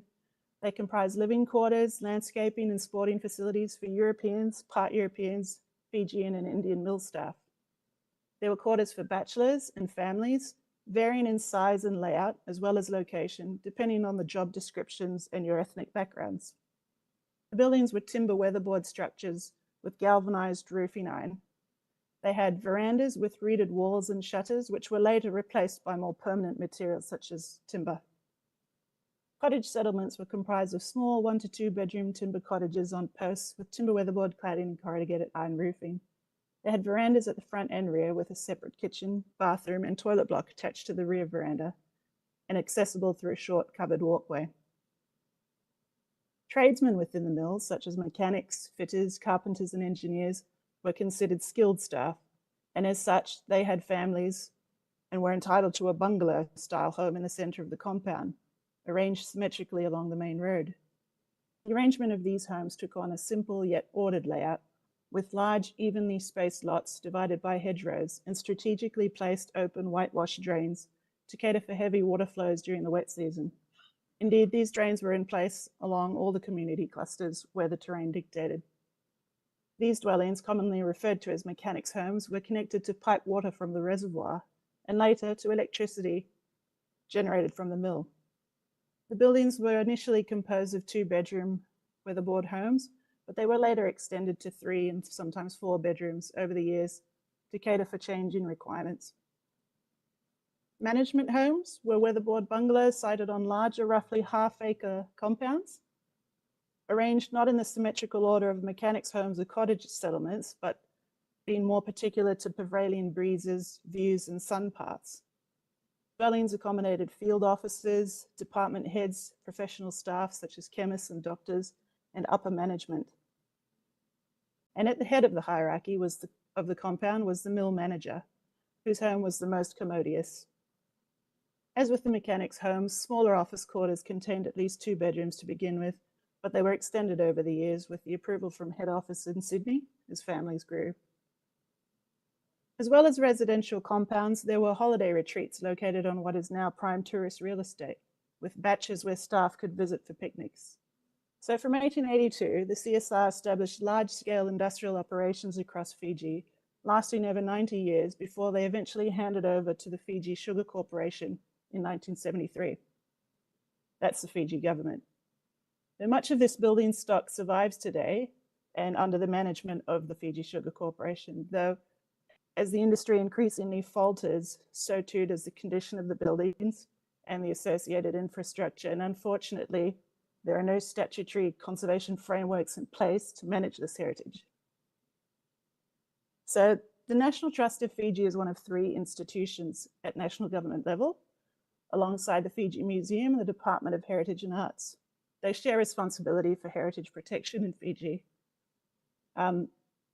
The National Trust of Fiji maintains the Heritage Register, and at present, it manages 9 sites across the country, none of which I'm afraid include Fiji's sugar industrial heritage. They have sites like bat and iguana reserves and World War II defenses, battery parks, that sort of thing. That there's something of a divide between the various conservation frameworks in place and the ability to implement them effectively in a way that translates across the breadth of cultural heritage in Fiji is something that's a particular challenge, not just in Fiji, but the Pacific.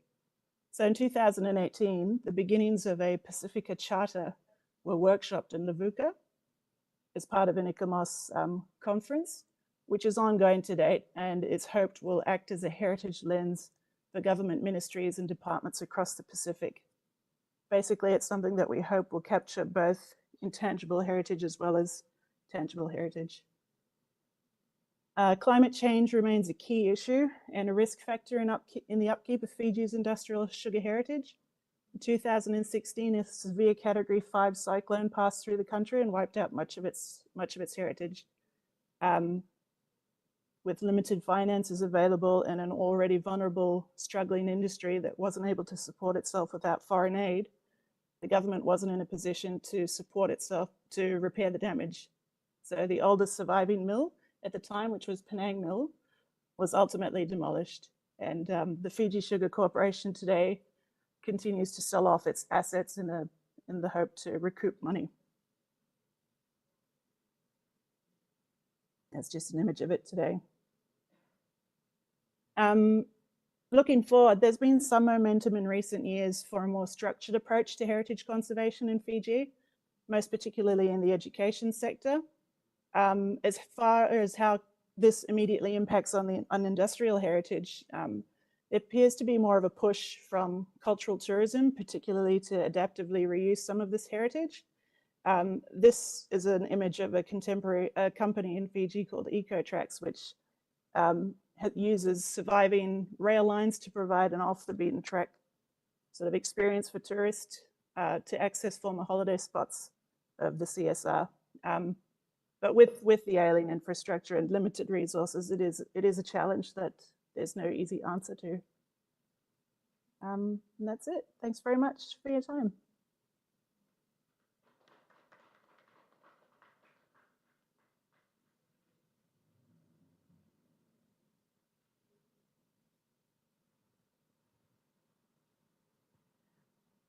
Thank you very much for joining us, Ms. Bower. Please stay online. We will begin the panel discussion for session 2 momentarily. And we invite our speakers in session 2 to join the panel discussion. Before we begin, I would like to inform you that there's a slight change of the meeting schedule for session 2. Regrettably, Mr. Li, the third speaker in session 2, is not going to be able to join us due to traffic jam on the highway. So we will see if he's able to join us towards the end of today's program. 那我们今天的第3位讲者呢，因为一些原因，所以可能稍后才会加入我们的行列。因为时间的关系，我们就立刻的来进行我们的回应人来给我们做针对我们在 Session 2的2个演讲来做回应了。And to kick off the panel discussion, we would like to invite our discussants to first provide their feedback and responses to the 2 presentations in Session 2. To kick off, Ms. Cheng, CEO of the Cultural Association of Tainan City, would like to provide her feedback. 我们首先邀请到的是台南市文化协会的郑执行长，跟我们来做回应。我们欢迎执行长。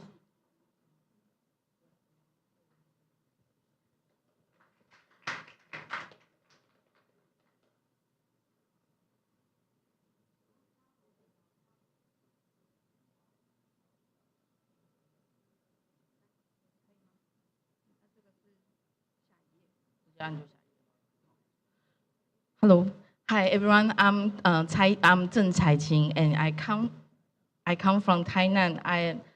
Please switch to the PowerPoint. Okay.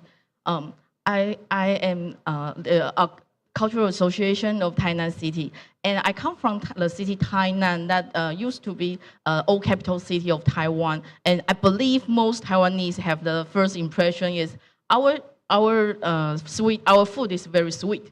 And that's true, and not only the sweets or dishes or pastry, but also with some, you can tell that the savory pastry like soup or sauce are also we add sugar to increase flavor. So sugar is very common in our city and in our culture, but we rarely pay attention to sugar itself. So that's why I want to share some work that we have done. And that's in our neighborhood. Our location is in the central of the city. So that is a place that we have a lot of traditional, more than 100 years ago. We have a lot of old business and old shop that lasts for more than 100 years. And 2 years ago, we have an exhibition to talk about the VOC company, what they have found and what they have brought to Asia. And at that time, we discovered that there are some sweets that can trace back to Dutch time. So we made some like a honey cake in Japan that they call it castella. And that is the very famous 장치蛋糕. And so at that time, we made some souvenirs such as this is a totally handmade brown sugar, just like 100 years ago. So we try to tell story about the sugar because back to 1624, when Dutch people arrived in Anping, they asked Han people to grow sugar cane, and they asked the people from Indonesia to get new spice sugar cane to Taiwan, and then till 1629 they export sugar to Japan. That changed the dessert culture forever. So we try to connect the sugar road from Indonesia to Taiwan and to Japan. So this year it happened to be the 400-year celebration of Tainan City, and we try to tell the story from sugar that can help our residents and even the citizen can find out some sugar, the clue of the sugar in our daily life.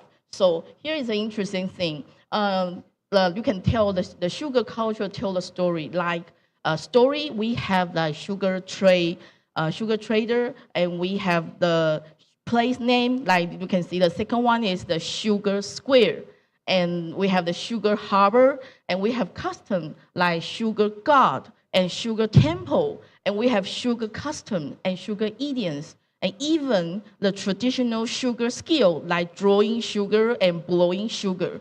And you can imagine we can find all this in our neighborhood. So that's what impressed people. And we try to find out all the story and show how we can get it together.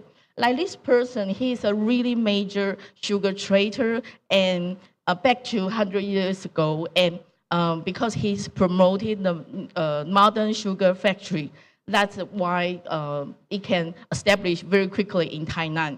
And when you believe that he just lived in the same street with our family. So, but real people and real residents knows this guy. So we made the exhibition just in the place he lived.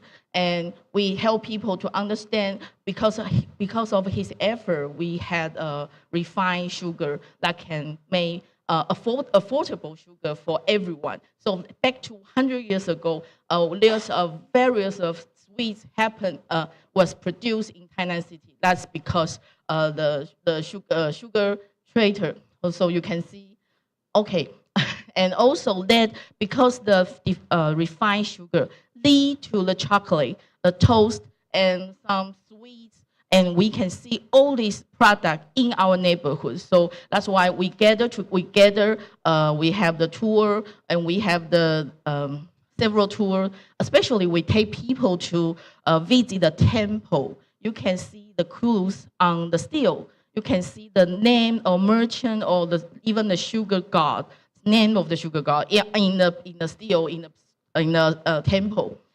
So you can tell that, and this is me. We take a visitor to the Chinese herbal medicine. Yes, we can find sugar, especially we mix sugar in with the Chinese herbal medicine to increase efficiency. So it's interesting because no one ever know that. So we invited 900 years old business related sugar that we had a small exhibition. We call it satellite exhibition because you can tell like this one. This advertisement is more than 100 years ago, and this one looks like the candied fruit. We call it preserved fruit, but it's not real fruit. We made a lot of model. We placed such small exhibition in the corner of the shop, and we interviewed the owner. We made the clips. We made a QR code, like you can tell the story. You can understand the story. Now, like this one is a mini exhibition, and the visitor can have a challenge. So that's it. Then what's the reward of the challenge for the quiz? They can have the various transparency card featuring the characteristic picture with the store that you can collect. So it's interesting because more than 300 visitors already voluntarily joined this activity. So you can tell that is more than 80 years old cake, traditional cake. And this one is a watermelon sugar. No one has tried, want to use this because It's more popular for the bubble milk tea anyway.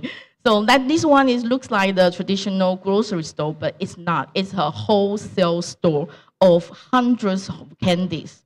But usually people just don't visit it. But we open the store, like we invited all the residents and the citizens can come to take a look.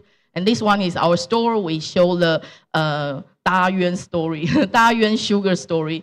And not only the 9 old traditional business store, and we invited the more than 35 shops in our neighborhood. Each shop provides their own sugar story or sweet story.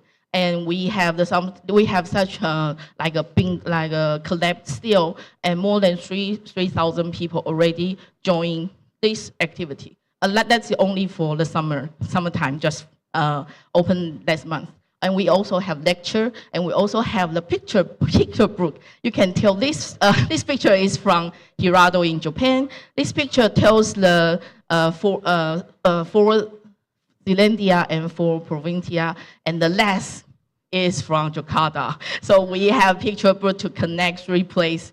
Oh, yes, we have picture books. Okay, so we're going to have an exhibition on coming Sunday, and we also want to tell the story back to Batavia, to Japan, that we have the sugar road not only in geographic, not only in the city, but also connect together to connect us.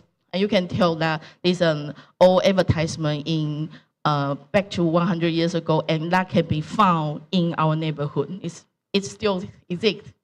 Okay, so the next, that is, we made the postcard that you can tell that 90% of the dishes, the famous sweets in our city had sugar. And we made like a traditional traditional Chinese herbal medicine way, and we made T-shirt like me, like what I wear today, and we also wear one. So if you join the symposium on Monday, you can have this T-shirt. Okay, so that's next Monday. We're going to have an exhibition. So at least, thank you for your listening, and keep sweet and carry on. Thank you.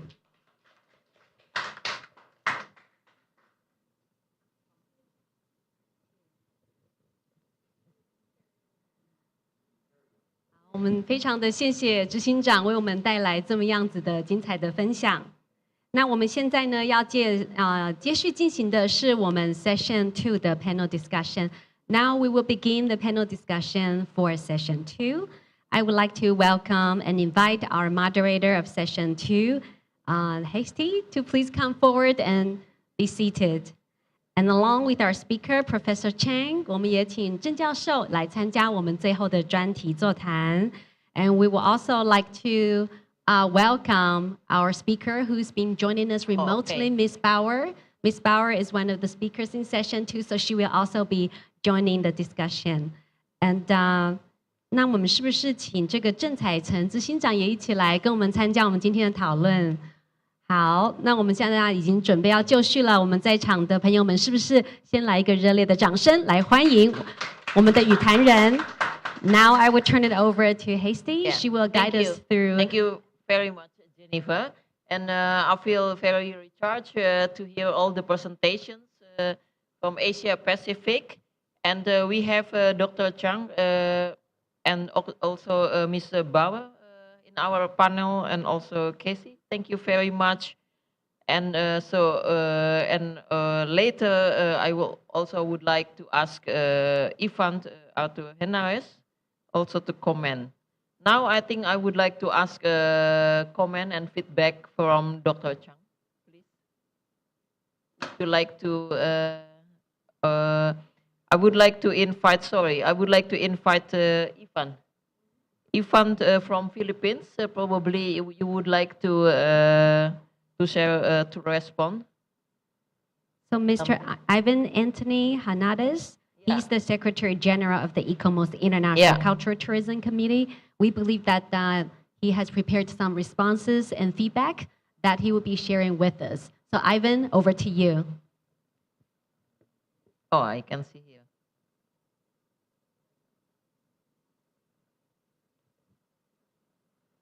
Ivan, can you hear us?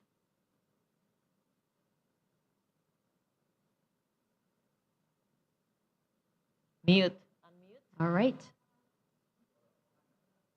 Your mic is on. Please go ahead.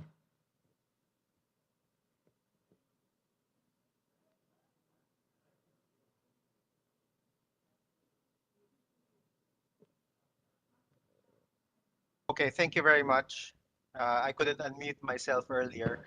I just wanted to share that there's a need really to come up with a thematic study on sugar heritage, not just in Asia, but globally. If you remember, Tiki has already done some thematic research on textiles and other subjects, and I think that we should take the lead here in Asia to come up with a thematic study on sugar heritage. So this is something that we can talk about, especially since there are a lot of sugar heritage sites in our region, and I do know that there's a lot as well in the Caribbean. So this is something that we can work on, and I think all of us will benefit from this exchange of information and the research and data that will be generated from this thematic study. So I hope that we can spearhead that move within Tiki so that we can gather as much data for these potential nominations as well as for our sugar heritage in the region. Thank you, Ivan. Thank you very much. I think the first time I encountered with the issues of sugar industrial heritage actually because of Taiwan. About 7 years ago, I was invited here, and then that's when I started with my research also about sugar industrial heritage, and I found out that we are not united yet. Every country does something, and it's a big thing. For example, like in Indonesia, we have 33 sugar factories older than 100 years, and nothing happened yet. So it's a big thing, and I can imagine also in the other Asia Pacific countries. So I think we need to do something because this is our industrial heritage. Although we promote to eat less sugar, but it is part of our history. So I think yeah, it is worth saving. And would you like to comment on other presentations or also on the facts about the sugar history in Asia Pacific so far?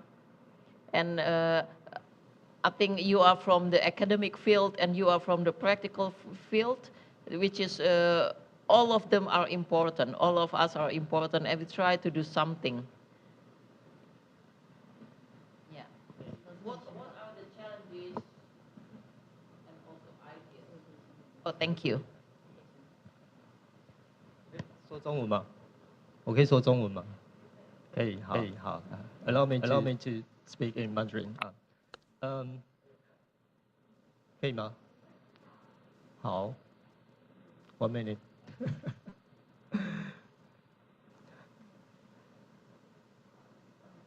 Do I have? Okay. OK， 好。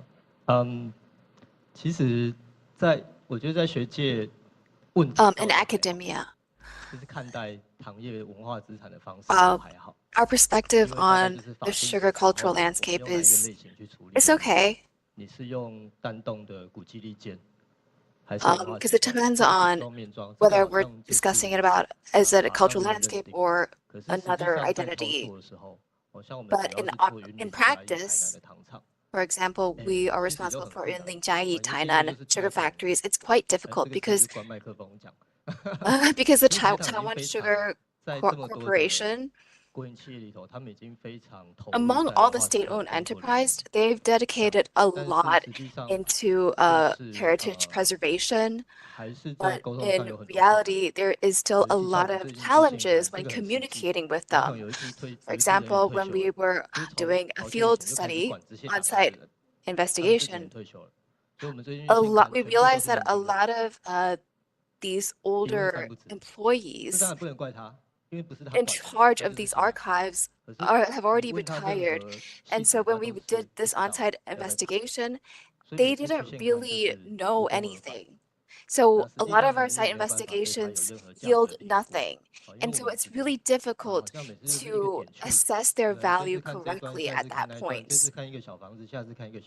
So it becomes very sporadic and erratic. We are just investigating or visiting different sites at one visit, and we can never get a comprehensive view of the whole site. You know, sometimes they're asking me because they want to install a solar power system. So they're asking me, can we remove a certain part of the infrastructure?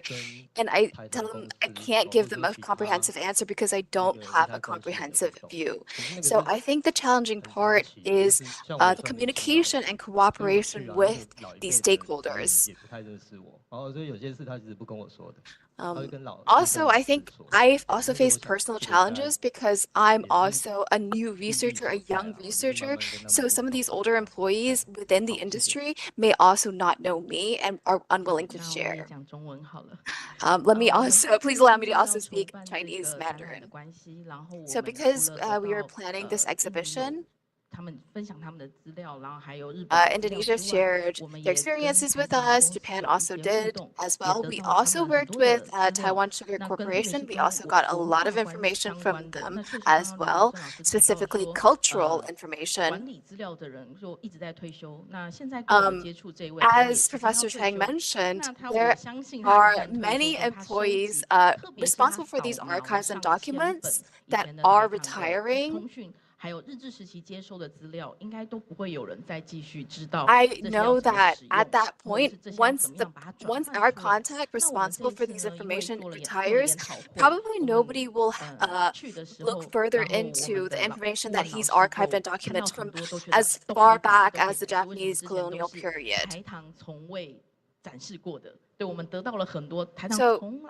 we were very fortunate this time because we were able to get access to a lot of information from the Taiwan Sugar Corporation. So you'll see us touting that we have a lot of unprecedented, never seen before information in our upcoming exhibition. I think also the new museum concept, the new exhibition concept with virtual spaces or more interactive displays, or different ways to connect with the audience has also been great facilitating this conversation, because I think more attention, more spotlight on this topic will encourage more investments in the area as well.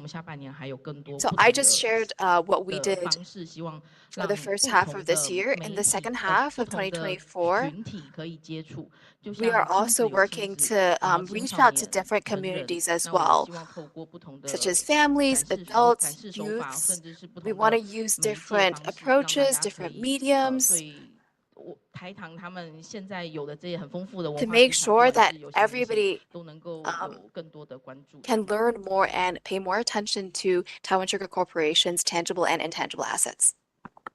Thank you very much. I would like to ask maybe Mr. Bower if you would like to have a comment on what our panel has said. Yeah, what are the challenges in Fiji? Yeah, well, it's been really interesting having this joint discussion and fruitful, I think, to hear how other countries are handling theirs. I think Ivan's suggestion of the need to come up with a thematic study is a good start, because conservation in Fiji is really in its sort of infancy. We're a long way off actually being able to implement conservation, and so I think it really starts with creating an awareness so that people can appreciate their cultural heritage. And I mean, that's not just for sugar, but that's for everything. We do have a lot of emphasis on intangible cultural heritage, things like dance and storytelling, the stories behind things, but not so much safeguarding built heritage. So I think a thematic study is really a really good start. I was also interested to hear Professor Cheng's presentation and just to get a gauge on how wide the spectrum is basically and how advanced Taiwan is in comparison to Fiji, in that you are already adaptively reusing your built heritage, your industrial heritage, whereas we really are a long way off for that. So I think the main challenges in Fiji, one is obviously climate change and the fact that we are constantly being impacted by bad weather, that we already have vulnerable infrastructure that is constantly at risk with that weather. And then of course, finances and capacity building. There aren't very many professionals in Fiji that can handle this sort of thing. It's starting to grow, but at the moment, not very many at all. And we're sort of working on trying to network a wider region of professionals, like in the Pacific, that can assist in this sort of thing, but it's a long way to go. But we've been hopeful, and taking part in this sort of conference has been really, really fruitful, and there's a lot to think about. Thanks. If you may allow me also to respond to what I have heard so far, based on my own experience. I'm still researching and trying to learning more about sugar industrial heritage. What you, Dr. Cheng, said, because of the nature of the sugar industry, usually it's always in the large scale, either physical or historical, tangible and intangible heritage. So in a way, it is already a challenge, a unique situation. And you have described how challenging it is to have a comprehensive views and understanding about sugar industry as a whole, either technical, but also in all facets. So I think we would like to address more on these issues, the large scale of the sugar industrial heritage, physically tangible or intangible heritage, on the symposium on Monday. So we hopefully we get more views on this. But also what I got impression from you, what you have done on the field, actually you practice what Dr. Cheng has described in your presentations, for example, about the oral histories projects, which is you cover not only the professionals and people who involved in the technical matters inside the system of the sugar industry, but also the communities, the females, the surrounding areas. So I think it's very brilliant approach and very sharp observations. I think I really appreciate that. And of course, technological histories that I think address a lot through the network of Tiki, that technological. So I think these discussions, for me personally, and also I hope for all of us, open more views and also trigger more interest on the sugar industrial heritage, which is, I think, in Asia Pacific, we have a lot of homeworks to do. We need to create more synergy on this, and also how to put this in the context of the new development and also the future. Because, well, please, in Indonesia, we also face the same situation, for example, with the history of the tobacco. I think in daily life, we are discouraged to consume less tobacco and less sugar. But in historical context, I think they are important industrial heritage, and that's what historically connect all of the countries. Is there any comments from the audience online or offline before I give the mic back to the MC? Okay, we are out of time, but hopefully that our communications and conversations will continue in other occasions. Thank you very much. Thank you, Ms. Hasty, for guiding us through an in-depth discussion of the preservation and management and perhaps the future revitalization of the sugar refining industrial heritage. 我们要谢谢我们的郑执行长，还有我们的郑教授。我们是不是再次的热烈的掌声，来感谢我们台上的语坛人，还有我们Hasty 来为我们带来这么样子精彩的演讲。And on behalf of the Bureau of Cultural Heritage and the Asian Network of Industrial Heritage, I would like to extend our deepest appreciation to our moderators and each and every speakers joining us today, and especially our ANIH international correspondents. All of you are still online joining us, so thank you so much for sticking with us. And I will also like to thank members of the audience, whether joining us here physically or those of you joining us remotely, for your enthusiastic participation and very active input. We appreciate that you've been joining us and very active participation and contribution today.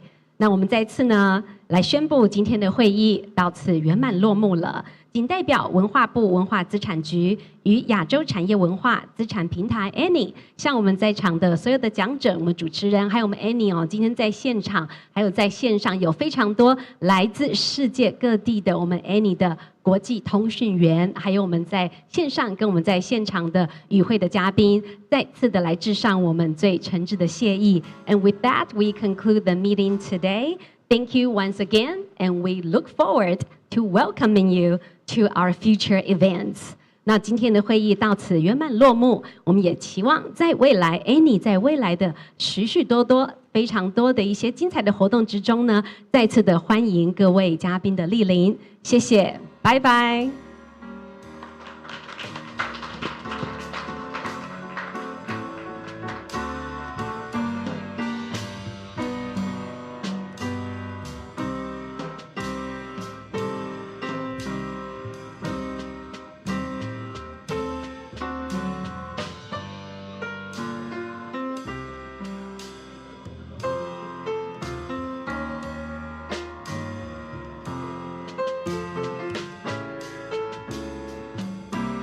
Today's meeting has concluded. We just want to thank you for your participation today. The organizer would like to invite everyone for a few more good photos. 那我们在现场的贵宾，我们今天会议到此呢已经正式的结束了。我们邀请在场所有贵宾，是不是到前面来，让我们呢再做一张我们全体的大合照，好吗？我们今天还有一些贵宾在今天开场的合照之中没有照到的哦，那有一点可惜。那我们现在请所有的贵宾都到前面来。我们今天与会的嘉宾，还有来自于我们台南远道而来的嘉宾，我们一起到前面来，跟我们来自于世界各地的国外的讲者，还有我们本地的讲者等等的，我们一起到台前。So dear speakers, moderators, all the honored guests, we now invite everyone to please come forward for a few group photos. So everyone in the audience is welcome. Please join us in group photo shoot.